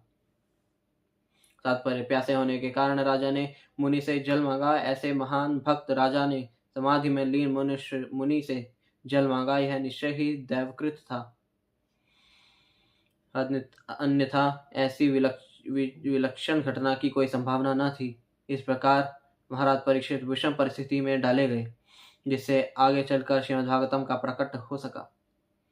अलब्ध तृण भूम्यादिर संप्राप्तार्घ्य सुनृतः अवज्ञातमिवात्मानं मन्यमान शुकोपः। आसन, बैठने का स्थान, जल तथा मधुर वचनों द्वारा किसी प्रकार से स्वागत न किए जाने पर राजा ने अपने आप को उपेक्षित समझा और इस प्रकार सोचते हुए वे क्रुद्ध हो गए। तात्पर्य, वैदिक नियमों की संहिता में स्वागत करने का नियम है यह है कि यदि घर पर शत्रु भी आ जाए तो उसका भी सभी प्रकार से सम्मान किया जाना चाहिए। उसे यह सोचने का अवसर नहीं दिया जाना चाहिए कि वह अपने शत्रु से घर आया है। जब भगवान श्री कृष्ण अर्जुन तथा भीमसेन के साथ मगध के राजा जरासंध के यहाँ पहुंचे तो उसने सम्माननीय शत्रुओं का राजकीय स्वागत किया। अतिथि शत्रु भीम को जरासंध से लड़ना था, फिर भी उसका शानदार सत्कार किया गया। रात्रि में वे मित्रों तथा अतिथियों के रूप में परस्पर बातें करते और दिन में जान की बाजी लगाकर मल्ल युद्ध करते। यह था सत्कार का नियम। सत्कार नियमों में यह आदेश है कि जिस निर्धन व्यक्ति के पास अतिथि को देने हेतु कुछ भी न हो, उसे चाहिए कि बैठने हेतु चटाई दे, पीने हेतु एक गिलास जल दे तथा कुछ मधुर वचन कहे। अतएव अतिथि के सत्कार में चाहे वह मित्र हो या शत्रु, कोई खर्च नहीं लगता। यह तो शिष्टाचार की बात है। जब महाराज परीक्षित श्रमिक मुनि के आश्रम में प्रवेश हुए तो उन्होंने मुनि से किसी राजोचित सत्कार की आशा नहीं की थी, क्योंकि वे जानते थे कि ऋषि मुनि भौतिक दृष्टि से धन संपन्न नहीं होते। लेकिन उन्होंने यह कभी नहीं सोचा था कि उन्हें बैठने का आसन, जलपात्र तथा कुछ मीठे वचन भी नहीं मिल पाएंगे। वे ना तो सामान्य अतिथि थे, न ही ऋषि के शत्रु थे। अतएव ऋषि के इस शुष्क सत्कार से राजा को अत्यंत आश्चर्य हुआ। वस्तुतः जब राजा को जल की अत्यंत आवश्यकता थी तब उनका क्रुद्ध होना उचित था। ऐसी विकट स्थिति में क्रुद्ध होना राजा के लिए अस्वाभाविक नहीं था, लेकिन चूंकि राजा स्वयं किसी महान संत के कम से कम न थे, अतएव उनका क्रुद्ध होना और फिर कार्यवाही करना आश्चर्यजनक था। अतः यह स्वीकार करना चाहिए कि श्री भगवान की सर्वोपरि इच्छा से ऐसा होना ही था। राजा श्री भगवान के महान भक्त थे और ऋषि भी राजा के ही समान थे, लेकिन श्री भगवान की इच्छा थी कि ऐसी परिस्थितियां उत्पन्न हो कि जिनसे राजा को अपने पारिवारिक तथा सरकारी कार्यों से अनासक्त होकर भगवान श्री कृष्ण के चरण कमलों में पूर्ण रूप से आत्मसमर्पित होना पड़े। कभी कभी कृपामय श्री भगवान अपने शुद्ध भक्तों के लिए ऐसी विषम परिस्थितियां उत्पन्न करते हैं जिससे वे उन्हें भौतिक संसार रूपी दलदल से अपने पास खींच सके। केवल ऊपरी तौर पर समस्त परिस्थितियां भक्तों के लिए अत्यंत निराशाजनक सी लगती हैं। श्री भगवान के भक्त सदैव श्री भगवान के संरक्षण में रहते हैं और किसी भी दशा में चाहे निराशा हो या सफलता, श्री भगवान भक्तों के परम पथ प्रदर्शक बने रहते हैं। अतः शुद्ध भक्त निराशा की समस्त परिस्थितियों को श्री भगवान के आशीर्वाद के रूप में ग्रहण करते हैं। अभूतपूर्वः सहसा क्षुत्रव्यामर्दितात्मनः ब्राह्मणं प्रत्यभूत ब्रह्मन् मत्सरो मन्युरेव च। हे ब्राह्मणों, ब्राह्मण मुनि के प्रति राजा का क्रोध तथा द्वेष अभूतपूर्व था, क्योंकि परिस्थितियों ने उन्हें भूखा तथा प्यासा बना दिया था। तात्पर्य: महाराज परीक्षित जैसे राजा के लिए एक मुनि तथा ब्राह्मण पर इस प्रकार क्रोध तथा द्वेषपूर्ण होना निस्संदेह अभूतपूर्व था। राजा भलीभांति जानते थे कि ब्राह्मण, साधु, बालक, स्त्रियां तथा वृद्ध पुरुष दंड के दायरे के बाहर होते हैं। इसी प्रकार राजा भले ही भयंकर भूल क्यों न करे, कभी गुनाहगार नहीं माना जाता।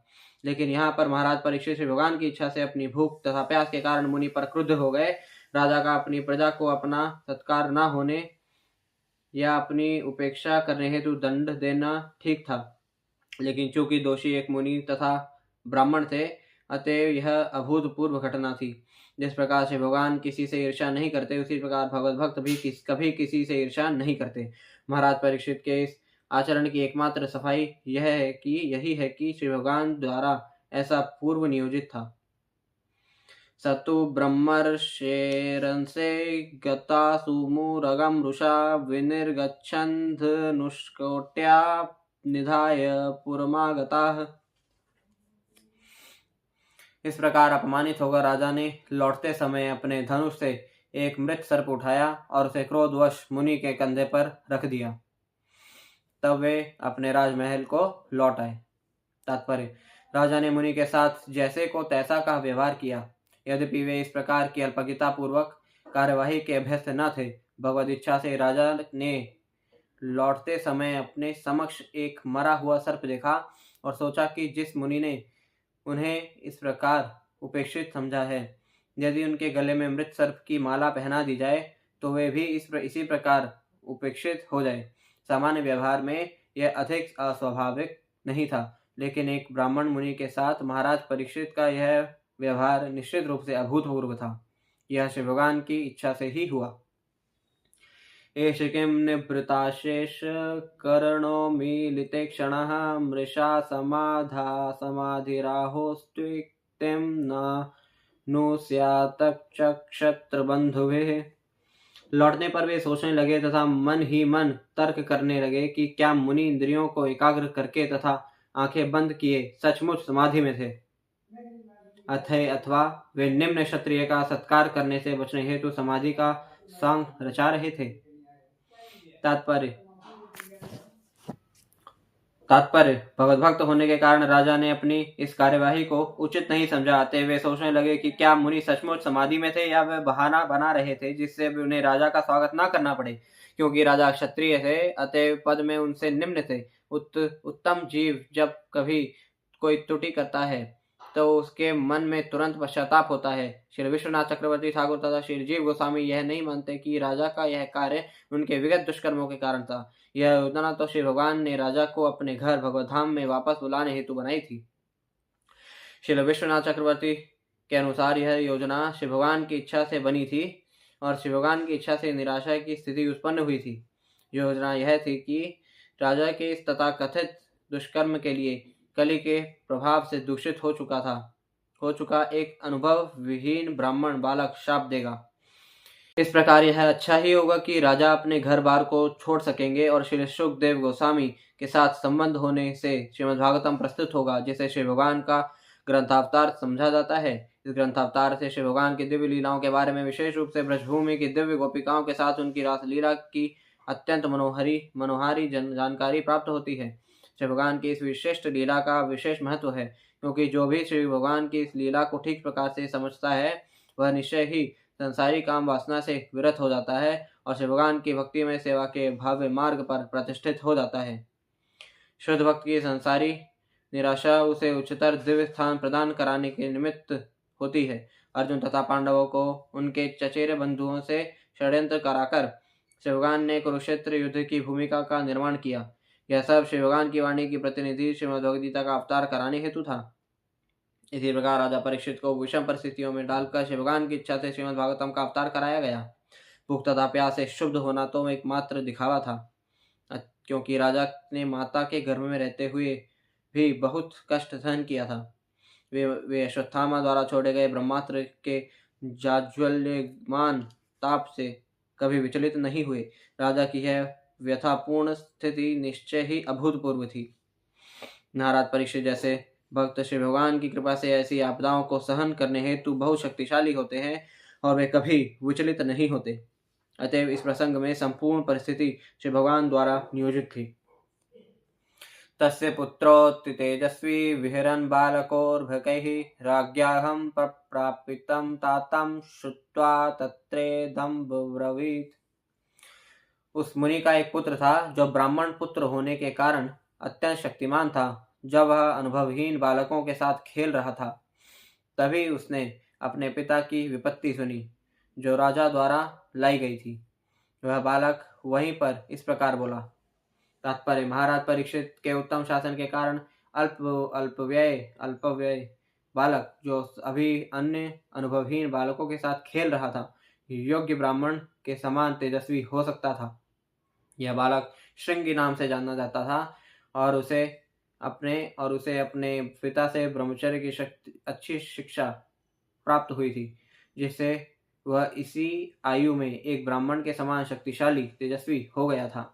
लेकिन चूंकि कलयुग जीवन के 4 आश्रमों की सांस्कृतिक धरोहर को नष्ट करने के अवसर की ताक में था, अतएव इस अनुभव शून्य बालक ने कलयुग को अवसर प्रदान किया कि वह वैदिक संस्कृति के क्षेत्र में प्रविष्ट हो सके।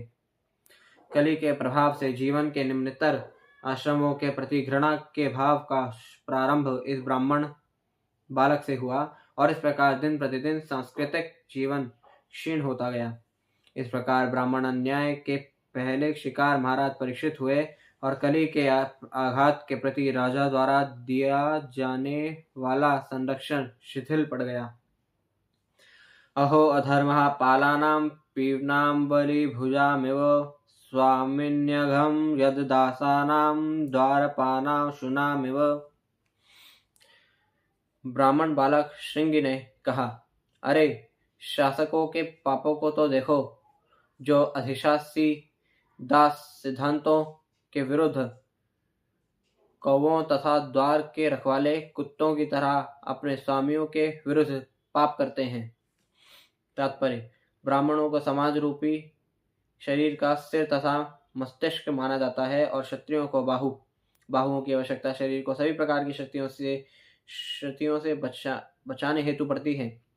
लेकिन बाहुओं को सिर तथा मस्तिष्क के निर्देशों के अनुसार कार्य करना होता है। यह प्राकृतिक अवस्था है जो परमेश्वर द्वारा दी गई है, क्योंकि श्रीमद्भगवद्गीता में पुष्टि की गई है कि 4 वर्ण जिनके नाम ब्राह्मण, क्षत्रिय, वैश्य तथा शूद्र हैं, मनुष्यों को गुणों तथा अनेक उनके कार्यों के अनुसार निर्धारित किए गए हैं।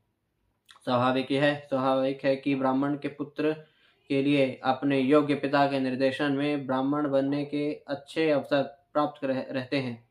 जिस प्रकार एक चिकित्सक के पुत्र के लिए योग्य चिकित्सक बनने का अच्छा अवसर रहता है, इस प्रकार वर्ण व्यवस्था अत्यंत वैज्ञानिक है।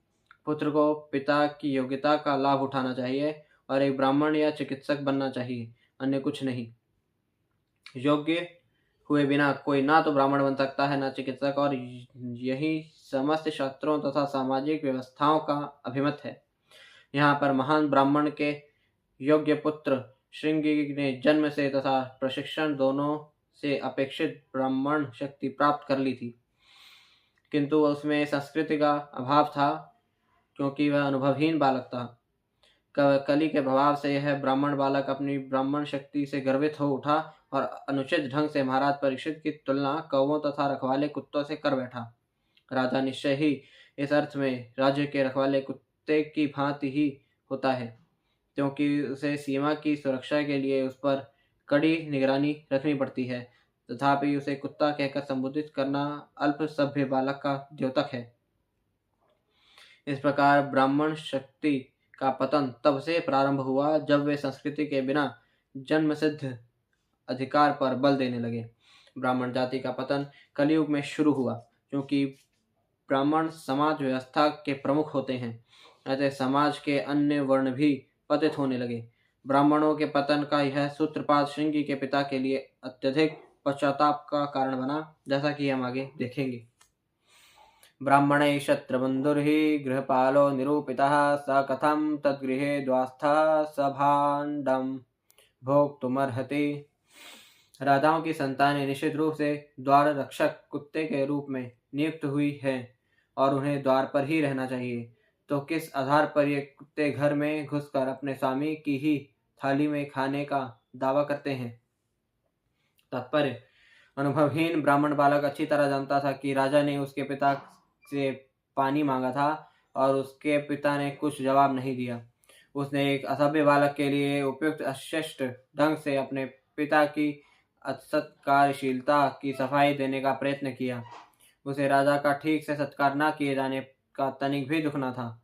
इसके विपरीत यह वह अनुचित काम को कलयुग के ब्राह्मणों की तरह लाक्षणिक ढंग से वैध ठहरा रहा था। उसने राजा की तुलना दरवाजे के कुत्ते से की, अतएव राजा के लिए ब्राह्मण के घर में घुसकर उसी पात्र से जल मांगना अनुचित था। कुत्ते को स्वामी ही पालता है, लेकिन इसका यह अर्थ नहीं होता कि वह स्वामी की ही थाली में खाएगा और पिएगा। यह झूठी प्रतिष्ठा की मानसिकता ही संपूर्ण सामाजिक व्यवस्था के पतन का कारण है, और हम यह देख सकते हैं कि इसका सूत्रपात एक अनुभव शून्य ब्राह्मण बालक ने किया था। जिस प्रकार कुत्तों को कमरे तथा चूल्हे चौके में नहीं घुसने दिया जाता, भले स्वामी ने ही कुत्ता पाल रखा हो, उसी प्रकार श्रृंगी के अनुसार राजा को कोई अधिकार नहीं था कि वह शमीक मुनि के घर में घुसता। बालक के मत से राजा ही गलती पर था, उसका अपना पिता नहीं, और इस प्रकार उसने अपने शांत रहने वाले पिता को न्यायपूर्ण ठहराया।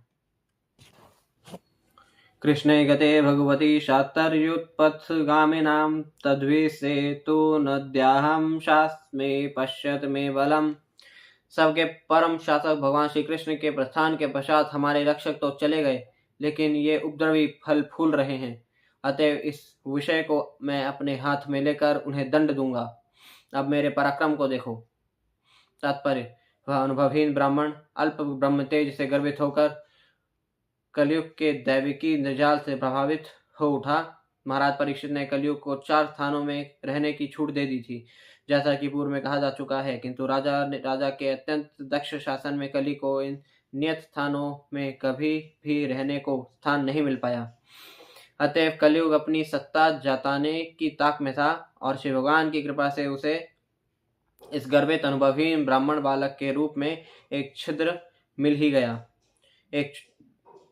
एक छोटा सा ब्राह्मण विनाश के लिए अपना तेज दिखाना चाह रहा था, और उसने महाराज परीक्षित जैसे महान राजा को दंड देने की धृष्टता की। वह भगवान श्री कृष्ण के प्रयाण के पश्चात उनका स्थान ग्रहण करना चाह रहा था। ये उन उपद्रवियों के कुछ महत्वपूर्ण लक्षण हैं जो कली के प्रभाव से भगवान श्री कृष्ण का स्थान लेना चाहते हैं। थोड़ी सी शक्ति से संपन्न होकर एक उपद्रवी महर्षि भगवान का अवतार बनना चाहता है। इस संसार से भगवान श्री कृष्ण के प्रयाण के पश्चात कई मिथ्या अवतार हुए हैं और वे भोली भाली जनता की आध्यात्मिक आज्ञाकारिता को स्वीकार करके अपनी झूठी प्रतिष्ठा बनाए रखने हेतु जनता को भ्रमित कर रहे हैं। दूसरे शब्दों में कली को इस ब्राह्मण पुत्र श्रृंगी के माध्यम से अपना शासन जताने का अवसर प्राप्त हो सका। इत्युक्त्वा रोषताम्रक्षो वयस्यान्ऋषिबालकः कौशिक्याप उपस्पृश्य वाग्यवज्रं विससर्जः। क्रोध से लाल लाल आंखें किए अपने संगियों से कहकर उस ऋषि पुत्र ने कौशिक नदी के जल का स्पर्श किया और निम्नलिखित शब्द रूपी वज्र छोड़ा। तात्पर्य, जैसा कि श्लोक से प्रकट होता है, जिन परिस्थितियों में महाराज परीक्षित को शाप दिया गया वह अत्यंत बचकानी थी। श्रृंगी अपने अबोध संगियों के बीच अपना अविवेक दिखा रहा था। कोई भी समझदार व्यक्ति उसे समस्त मानव समाज के प्रति इतनी भारी क्षति करने से रोक लेता, किंतु उस अनुभवहीन ब्राह्मण पुत्र ने अपनी अर्जित ब्रह्म शक्ति का दिखावा करने के उद्देश्य से महाराज परीक्षित जैसे राजा का वध करके बहुत बड़ी भूल की। इति लंघितमर्यादां तक्षकः सप्तमे हनि दक्षति स्म कुलांगारं चोदितो में तद्रुहम्। उस ब्राह्मण बालक ने राजा को इस प्रकार शाप दिया, आज से 7वें दिन अपने वंश के इस सर्वाधिक नीच महाराज परीक्षित को तक्षक सर्प डस लेगा, क्योंकि इसने मेरे पिता को अपमानित करके शिष्टाचार के नियमों को तोड़ा है। तात्पर्य, इस प्रकार ब्राह्मण शक्ति का दुरुपयोग करना आरंभ हो गया और धीरे धीरे कलयुग में समस्त ब्राह्मण अपने ब्रह्म तेज तथा संस्कृति दोनों से विहीन हो गए। ब्राह्मण बालक ने महाराज परीक्षित को कुलांगार अर्थात वंश का विकृष्ट व्यक्ति समझा, लेकिन वास्तव में ब्राह्मण बालक ही स्वयं ऐसा था, क्योंकि उसी के कारण ब्राह्मण जाति उसी प्रकार तेज रहित हो गई जिस प्रकार विषदंत तोड़ा गया सर्प। जब तक सांप के विषदंत होते हैं तब तक वह भयावह होता है, अन्यथा वह केवल बालकों के लिए ही भयावना होता है। कली ने सर्वप्रथम ब्राह्मण बालकों और धीरे धीरे अन्य जातियों को जीत लिया। इस प्रकार इस युग में समाज की संपूर्ण वैज्ञानिक व्यवस्था ने दूषित जाति प्रथा का रूप धारण कर लिया, जो ऐसी ही दूसरी जाति के लोगों द्वारा उन्मूलित की जा रही है, जो कलयुग के वश में है। मनुष्य को चाहिए कि वह दूषण के मूल कारण को देखे और इस व्यवस्था के वैज्ञानिक महत्व को जाने बिना उसकी अवमानना करने का प्रयास न करे। ततो भेत्याश्रमं बालो गले सर्प कलेवरं पितरं वीक्ष्य दुःखार्तो मुक्तकंठो रुरो हृदः। तत्पश्चात जब वह बालक आश्रम को लौट आया तो उसने अपने पिता के गले में सर्प देखा और उद्विग्नता के कारण वह जोर से चिल्ला पड़ा। तात्पर्य, वह बालक प्रसन्न तो नहीं हुआ था, क्योंकि उसने बहुत बड़ी भूल की थी और वह रोकर मन को हल्का करना चाह रहा था। अतः आश्रम में प्रवेश करके जब उसने अपने पिता की दशा देखी तो वह जोर से चिल्लाया, जिससे उसे राहत मिल सके, लेकिन बहुत देर हो चुकी थी। पिता ने पूरी घटना पर खेद प्रकट किया। सवा अंगिरसो ब्रह्मन् श्रुत्वा सुतविलापनम् उन्मील्य शनकैर्नेत्रे दृष्ट्वा चांसे मृतोरगम्। हे ब्राह्मणों, अंगिरा मुनि के वंश में उत्पन्न उस ऋषि ने अपने पुत्रों का चिल्लाना सुनकर धीरे धीरे अपनी आंखें खोली और अपनी गर्दन के चारों ओर मरा हुआ सर्प देखा। विसृज्य तं च पपृच्छ वत्स कस्माद्धिरोदिषि केन वा ते अपकृतमित्युक्तः स न्यवेदयत्। उन्होंने मरा हुआ सर्प एक और फेंक दिया और अपने पुत्र से पूछा कि वह क्यों रो रहा है, क्या किसी ने उसे चोट पहुंचाई है। यह सुनकर बालक ने जो कुछ घटना घटी थी उसे कह सुनाया। तात्पर्य, पिता ने गले में पड़े हुए सर्प को अधिक गंभीरता से नहीं लिया, उन्होंने उसे फेंक दिया। वास्तव में महाराज परीक्षित से कोई बहुत बड़ी भूल नहीं हुई थी, लेकिन अल्पज्ञ पुत्र ने उसे गंभीरता से लिया और कली के वश में होने से उसने राजा को शाप दे दिया।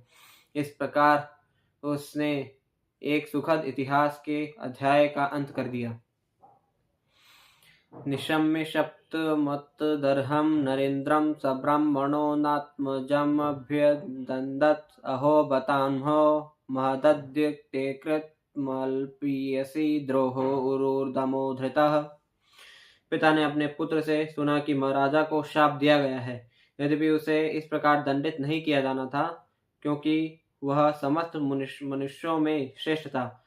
ऋषि ने अपने पुत्र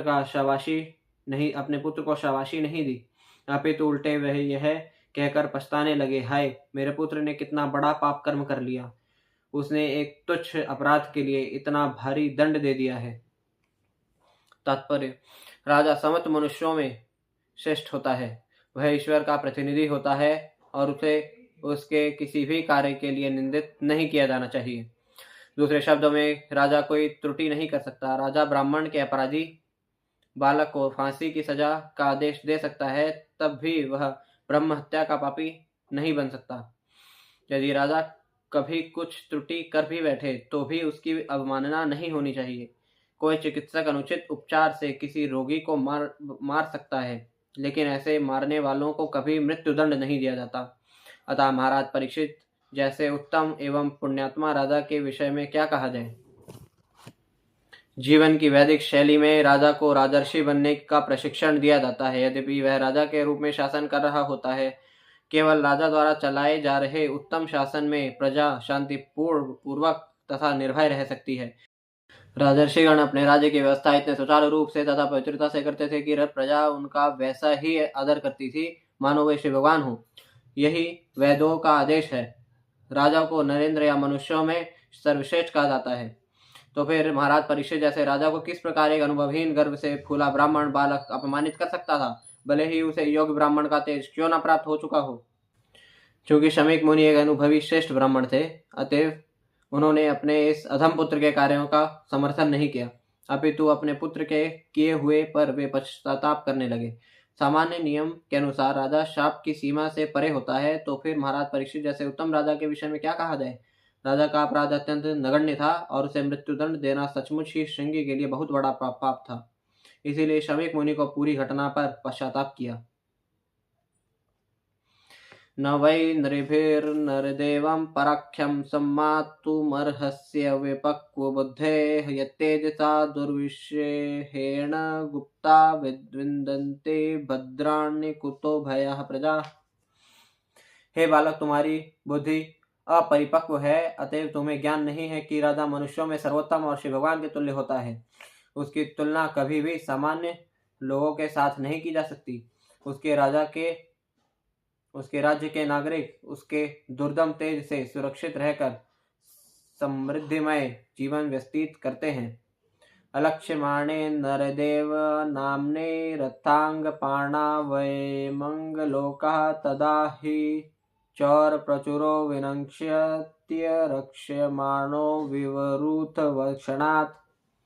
हे बालक, एक छत्र राजसत्ता द्वारा रथ चक्र धारण करने वाले श्री भगवान का प्रतिनिधित्व किया जाता है, और जब राजसत्ता ही मिट जाती है तो समस्त संसार चोरों से भर जाता है, जो असुरक्षित प्रजा को मेमनों की तरह तितर बितर करके तुरंत परास्त कर देते हैं।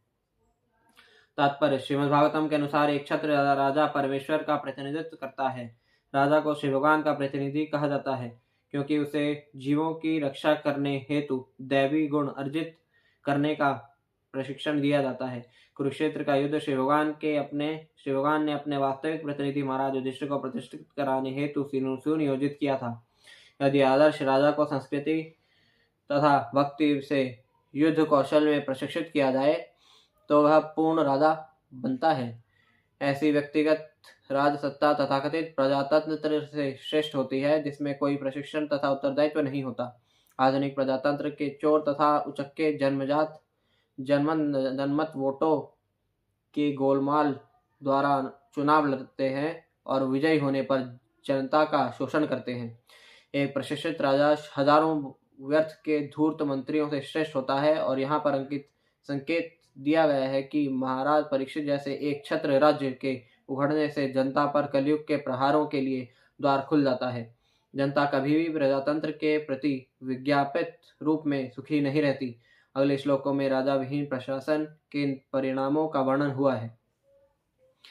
तदद्य नः पापमुपैत्यनन्वयम् यन्नष्टनाथस्य वसोर्विलुम्पकात् परस्परं ग्रन्थे शपन्ति वृञ्जते पशून् स्त्रियोऽर्थान् पुरुषस्य वो जनाः। राजा की शासन प्रणाली के समाप्त होने तथा धूर्तों एवं चोरों द्वारा मनुष्यों की संपत्ति लूटने के कारण बड़े बड़े सामाजिक विघ्न आएंगे। मनुष्य हताहत किए जाएंगे, पशु तथा स्त्रियां चुराई जाएंगी और इन समस्त पापों के उत्तरदायी होंगे हम सब। तात्पर्य, इस श्लोक में नह हम शब्द अत्यंत महत्वपूर्ण है। राजतंत्रीय शासन का अंत करने हेतु ब्राह्मणों को एक समुदाय के रूप में जिम्मेदार बताकर मुनि ठीक ही कर रहे हैं और इस प्रकार जो तथाकथित प्रजातंत्रियों को अवसर दिया जा रहा है, जो सामान्यतया राज्य की जनता की संपत्ति के लुटेरे होते हैं, ये तथाकथित प्रजातंत्री लोग जनता की संपन्नता का उत्तरदायित्व लिए बिना प्रशासनिक तंत्र को हथिया लेते हैं। सारे व्यक्ति निजी प्रतिपत्ति के लिए पद हथिया लेते हैं और इस प्रकार एक राजा के स्थान पर जनता से कर वसूलने कई राजा बन जाते हैं। यहाँ यह भविष्यवाणी की गई है कि अच्छी राजकीय सरकार के न होने से प्रत्येक व्यक्ति धन, पशु, स्त्रियों इत्यादि को लूटकर अन्य व्यक्तियों के लिए विघ्न खड़े करता रहेगा। तदार्य धर्मः प्रविलीयते नृणां वर्णाश्रमाचारयुतस्त्रियमयीमयः तत्तोऽर्थं कामाभिनिवेशितात्मनां शुनां कपिनामिव वर्णशंकरः। उस समय सामान्य मनुष्य जाति, वर्ण तथा समाज व्यवस्था आश्रम के गुणात्मक कार्यों के रूप में प्रगतिशील सभ्यता के मार्ग से तथा वैदिक आदेशों से धीरे धीरे गिर जाएंगे। इस प्रकार वे इंद्रिय तृप्ति के निमित्त आर्थिक विकास के प्रति अधिक आकृष्ट होंगे, जिसके फलस्वरूप कुत्तों तथा बंदरों के स्तर की अवांछित जनसंख्या को बढ़ावा मिलेगा। तात्पर्य, यहाँ पर भविष्यवाणी की गई है कि राजतंत्र के न रहने पर सामान्य मनुष्यों की कुत्तों तथा बंदरों की तरह वांछित आबादी हो जाएगी। जिस प्रकार बंदर अत्यधिक कामुक और कुत्ते संभोग करने में निर्लज्ज होते हैं, उसी प्रकार अवैध संबंधों से उत्पन्न हुए सामान्य मनुष्य वैदिक सदाचार तथा वर्णाश्रम धर्म से दूर भटक जाएंगे। वैदिक जीवन शैली आर्यों की सभ्यता का प्रगतिशील अभियान है। आर्यगण वैदिक सभ्यता में प्रगतिशील होते हैं। वैदिक सभ्यता का गंतव्य श्री भगवान के धाम को प्राप्त होना है, या जहाँ न जन्म है, न मृत्यु, न जरा और न रोग। वेद हरे को भौतिक जगत के अंधेरे से दूर रहने और भौतिक आकाश से अति दूर आध्यात्मिक जगत के प्रकाश की ओर बढ़ने का आदेश देते हैं। गुण के आधार पर वर्णों की प्रथा तथा आश्रमों का वैज्ञानिक विधि से आयोजन श्री भगवान तथा उनके प्रतिनिधि स्वरूप महर्षियों द्वारा किया गया है। जीवन की पूर्ण शैली भौतिक तथा आध्यात्मिक दोनों वस्तुओं के विषय में सभी प्रकार का उपदेश देती है। वैदिक जीवन शैली किसी भी मनुष्य को बंदरों तथा कुत्तों के समान रहने की अनुमति नहीं देती। इंद्रिय तृप्ति तथा आर्थिक विकास की अधम सभ्यता ईश्वर विहीन या राजा से रहित जनता के द्वारा जनता के लिए कहे जाने वाले जनतंत्र का उत्पाद है। अतएव मनुष्यों को अपने ही द्वारा चुने गए अधम प्रशासन के लिए शिकायत नहीं करनी चाहिए। धर्मपालो नरपति सतु सम्राट बृहश्रवः साक्षात् महाभागवतो राजर्षि हमेधयाट श्रुत्यश्रमयुतो दीनो नैवास्मच्छापमर्हति। सम्राट परीक्षित एक पवित्र राजा हैं। वे अत्यंत प्रसिद्ध हैं और उच्च कोटि के भगवत भक्त हैं। वे राजाओं में संत राजर्षि हैं और उन्होंने अनेक अश्वमेध यज्ञ किए हैं। जब ऐसा राजा भूख तथा प्यास का मारा थका हारा होता है तो वह किसी भी प्रकार से श्राप दिए जाने के योग्य नहीं होता। तात्पर्य, राजपद संबंधी सामान्य आचार संहिता बताने के पश्चात तथा यह जताने के पश्चात कि राजा कोई त्रुटि नहीं कर सकता, अतएव कभी निंदनीय नहीं है। शमीक मुनि राजा परीक्षित के विषय में विशेष रूप से कुछ कहना चाह रहे थे। महाराज परीक्षित के विशिष्ट गुणों को यहाँ पर संक्षेप में दिया गया है। यदि राजा परीक्षित की गणना केवल राजा के ही रूप में की जाए तो वे अत्यंत विख्यात शासक थे।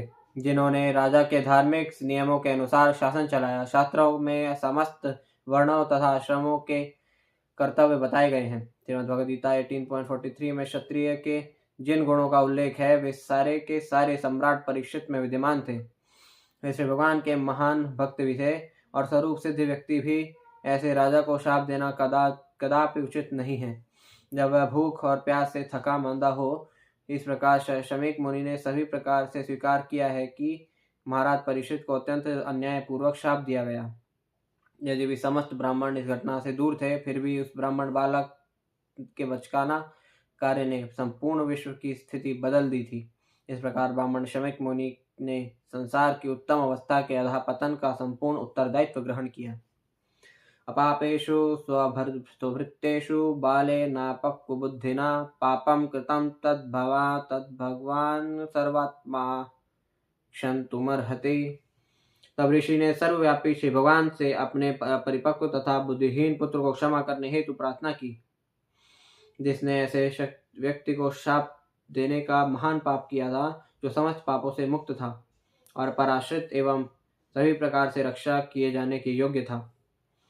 तात्पर्य, प्रत्येक व्यक्ति अपने पवित्र या पापमय कार्य के लिए जिम्मेदार होता है। शमीक मुनि को यह पूर्व से दिख गया कि उसके पुत्र ने महाराज परीक्षित को शाप देकर महान पाप किया है, क्योंकि वह एक पवित्र शासक थे और महाभागवत होने के कारण समस्त पापों से मुक्त थे, अतः वे ब्राह्मणों द्वारा रक्षणीय थे।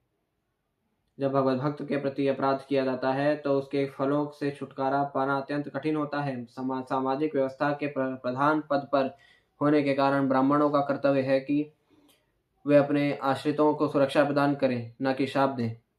ऐसे अवसर आए जब ब्राह्मण ने अपने अधीन क्षत्रिय या वैश्य को उग्र शाप दिया है, किंतु महाराज परीक्षित के साथ कोई ऐसी बात न थी। जैसा कि कहा जा चुका है, अल्पज्ञ बालक ने ब्राह्मण का पुत्र होने के नाते निरे गर्व के कारण ऐसा किया था, अतः वह ईश्वरीय नियमों द्वारा दंड का भागी था। श्री भगवान ऐसे व्यक्ति को कभी क्षमा नहीं करते जो उनके शुद्ध भक्त की अवमानना करता है। अतः राजा को शाप देकर अल्पज्ञ श्रृंगी ने न केवल एक पाप किया था, अपितु घोरतम अपराध भी किया था। अतः ऋषि देख सके कि केवल पूर्ण पुरुषोत्तम भगवान ही उनके पुत्र को इस पाप से बचा सकते हैं। अतः उन्होंने क्षमा याचना के लिए सीधे श्री भगवान से प्रार्थना की, क्योंकि श्री भगवान से ही ऐसी बात को मिटा सकते हैं जिसको बदलना असंभव होता है। ऋषि ने उस अल्पज्ञ बालक के नाम पर क्षमा याचना की जिसमें तनिक भी बुद्धि का विकास नहीं हुआ था। यहाँ पर प्रश्न उठाया जा सकता है कि चूंकि ऐसी श्री भगवान की इच्छा थी कि महाराज परीक्षित विषम परिस्थिति में पड़े जिससे इस जगत से उनका उद्धार हो सके, तो फिर क्यों एक ब्राह्मण बालक को इस अपराध के लिए उत्तरदायी ठहराया गया? इसका उत्तर यह है कि अपराध एक बालक से ही हुआ था, अतः उसे आसानी से क्षमा किया जा सकता था। इस प्रकार पिता की प्रार्थना स्वीकार कर ली गई। लेकिन यदि यह प्रश्न उठाया जाए कि समस्त ब्राह्मण जाति को सांसारिक विषयों में कली को प्रवेश देने हेतु क्यों उत्तरदायी ठहराया गया, तो इसका उत्तर वराह पुराण में मिलेगा। इसके अनुसार जो असुर श्री भगवान के शत्रु थे, किंतु जो श्री भगवान द्वारा मारे नहीं गए थे, उन्हें कलयुग का लाभ उठाने हेतु ब्राह्मण परिवारों में जन्म लेने की अनुमति दी गई। परम दयालु श्री भगवान ने उन सबको पवित्र ब्राह्मणों के परिवारों में जन्म लेने का अवसर प्रदान किया, जिससे वे मोक्ष लाभ कर सकें। लेकिन असुरों ने इस अवसर का लाभ उठाने के बदले ब्राह्मण होने के गर्व से फूलकर ब्राह्मण संस्कृति का दुरुपयोग किया। इसका ज्वलंत उदाहरण शमीक मुनि का पुत्र है। इसके द्वारा ब्राह्मणों के सभी अल्पज्ञ पुत्रों को आगाह किया जाता है कि वे श्रृंगी की तरह मूर्ख न बने और उन आसुरी गुणों से सदैव बचते रहें जो उनमें पूर्व जन्म में विद्यमान थे। जिस संदेश श्री भगवान ने इस अल्पज्ञ बालक को क्षमा कर दिया, लेकिन अन्य लोग जिनके पिता शमीक मुनि जैसे नहीं हैं, वे महान कष्ट में पड़ते रहेंगे यदि वे ब्राह्मण के कुल में जन्म लेने से प्राप्त होने वाले लाभों का दुरुपयोग करते हैं। तिरस्कृता विप्रलब्धा शप्ता क्षिप्ता हता अपि नास्ति तत्प्रतिकुर्वन्ति तद्भक्ता प्रभवोऽपि हे। श्री भगवान के भक्त इतने सहिष्णु होते हैं कि अपमानित होने, ठगे जाने, शापित होने, विचलित किए जाने, उपेक्षित होने अथवा जान से मारे जाने पर भी कभी बदला लेने का विचार नहीं करते। तात्पर्य, शमीक मुनि यह भी जानते थे कि श्री भगवान उस व्यक्ति को क्षमा नहीं करते जो भक्त के चरणों पर अपराध करता है। श्री भगवान इतना ही आदेश दे सकते हैं कि भक्त की शरण ग्रहण करो। उन्होंने मन में सोचा कि यदि महाराज परीक्षित बदले में श्राप दे दें तो बालक को बचाया जा सकता है, लेकिन वे यह भी जानते थे कि शुद्ध भक्त सांसारिक लाभों या हानियों के प्रति चिंता रहित होता है। अतः भक्तगण कभी भी निजी अपयश, शाप या उपेक्षा इत्यादि का बदला नहीं लेते।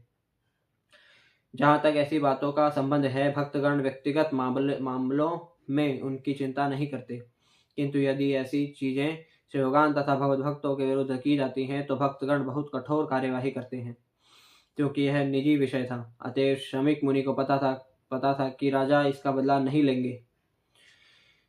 अतएव अब प्रौढ़ बालक के लिए श्री भगवान से याचना करने के अतिरिक्त अन्य कोई विकल्प न था। ऐसा नहीं है कि केवल ब्राह्मण ही अपने अधीनों को श्राप देने या आशीर्वाद देने में सक्षम होते हैं। भगवत भक्त चाहे वह ब्राह्मण न भी हो तो भी ब्राह्मण से अधिक शक्तिशाली होता है, लेकिन शक्तिशाली भक्त कभी अपने लाभ के लिए शक्ति का दुरुपयोग नहीं करता। भक्त की जितनी भी शक्ति होती है वह श्री भगवान तथा उसके भक्तों की सेवा में ही लगती है। इति पुत्र कृताघेन सोनुतप्तो महामुनिः स्वयं विप्रकृतो राज्ञः नैवाघं तच्चिन्तयत्। इस प्रकार मुनि ने अपने पुत्र द्वारा किए गए पाप के लिए पश्चाताप किया। उसने राजा द्वारा किए गए अपमान को गंभीरता से ग्रहण नहीं किया। तात्पर्य, अब संपूर्ण घटना स्पष्ट हो गई है। महाराज परीक्षित द्वारा मुनि के गले में मृत सर्प लपेटना कोई गंभीर अपराध न था, किंतु श्रृंगी द्वारा राजा को शापित किया जाना गंभीर अपराध था। यह गंभीर अपराध एक अल्पज्ञ बालक द्वारा ही हुआ था, अतएव वह परमेश्वर द्वारा क्षम्य था। यद्यपि पाप के फल से मुक्त होना संभव न था, महाराज परीक्षित ने भी अल्पज्ञ ब्राह्मण द्वारा दिए गए शाप की ओर ध्यान नहीं दिया। उल्टे उन्होंने इस विषम स्थिति का लाभ उठाया और श्री भगवान की महज इच्छा से तथा श्री सुखदेव गोस्वामी की कृपा के माध्यम से जीवन की चरम सिद्धि प्राप्त की। वास्तव में यह भगवद इच्छा थी और इस इच्छा पूर्ति में महाराज परीक्षित, शमीक मुनि तथा उनका पुत्र श्रृंगी ये तीनों निमित्त मात्र थे। अतएव इनमें से किसी को कठिनाई नहीं हुई, क्योंकि हर काम परम पुरुष के संबंध में किया गया था। प्रायशः साधको लोके परैर्द्वन्द्वेषु योजिताः न व्यथन्ति न हीयन्ति यत् आत्मा गुणाश्रयः। सामान्यतया अध्यात्मवादी अन्य व्यक्तियों द्वारा संसार के द्वंद्वों में लगाए जाने पर भी व्यथित नहीं होते, न ही वे सांसारिक वस्तुओं में आनंद लेते हैं, क्योंकि वे अध्यात्म में संलग्न रहते हैं। तात्पर्य, अध्यात्मवादी जन ज्ञानी, योगी तथा भगवत भक्त होते हैं। ज्ञानियों का लक्ष्य ब्रह्म में तदाकार होने की सिद्धि प्राप्त करना होता है। योगी सर्वव्यापी परमात्मा की अनुभूति करना चाहते हैं और भक्तगण श्री भगवान के व्यक्तित्व की दिव्य प्रेममय सेवा में संलग्न रहते हैं। क्योंकि ब्रह्म, परमात्मा तथा श्री भगवान एक ही दिव्यता की विभिन्न अवस्थाएं हैं, अतएव ये सभी अध्यात्मवादी प्रकृति के तीन गुणों से परे होते हैं। भौतिक सुख दुख तीनों गुणों के प्रतिफल हैं। अतएव ऐसे सुखों दुखों के कारणों से अध्यात्मवादियों को कोई सरोकार नहीं रहता। राजा भक्त थे और ऋषि योगी थे, अतएव दोनों ही परमेश्वर की इच्छा से उत्पन्न हुई इस दुर्घटना से अलिप्त थे। खेलने की उम्र वाला बालक श्री भगवान की इच्छा पूर्ति में निमित्त मात्र था। इस प्रकार श्रीमद् भागवतम के प्रथम स्कंद के अंतर्गत ब्राह्मण बालक द्वारा महाराज परीक्षित को शाप नामक 18वें अध्याय के भक्ति वेदांत तात्पर्य पूर्ण हुए।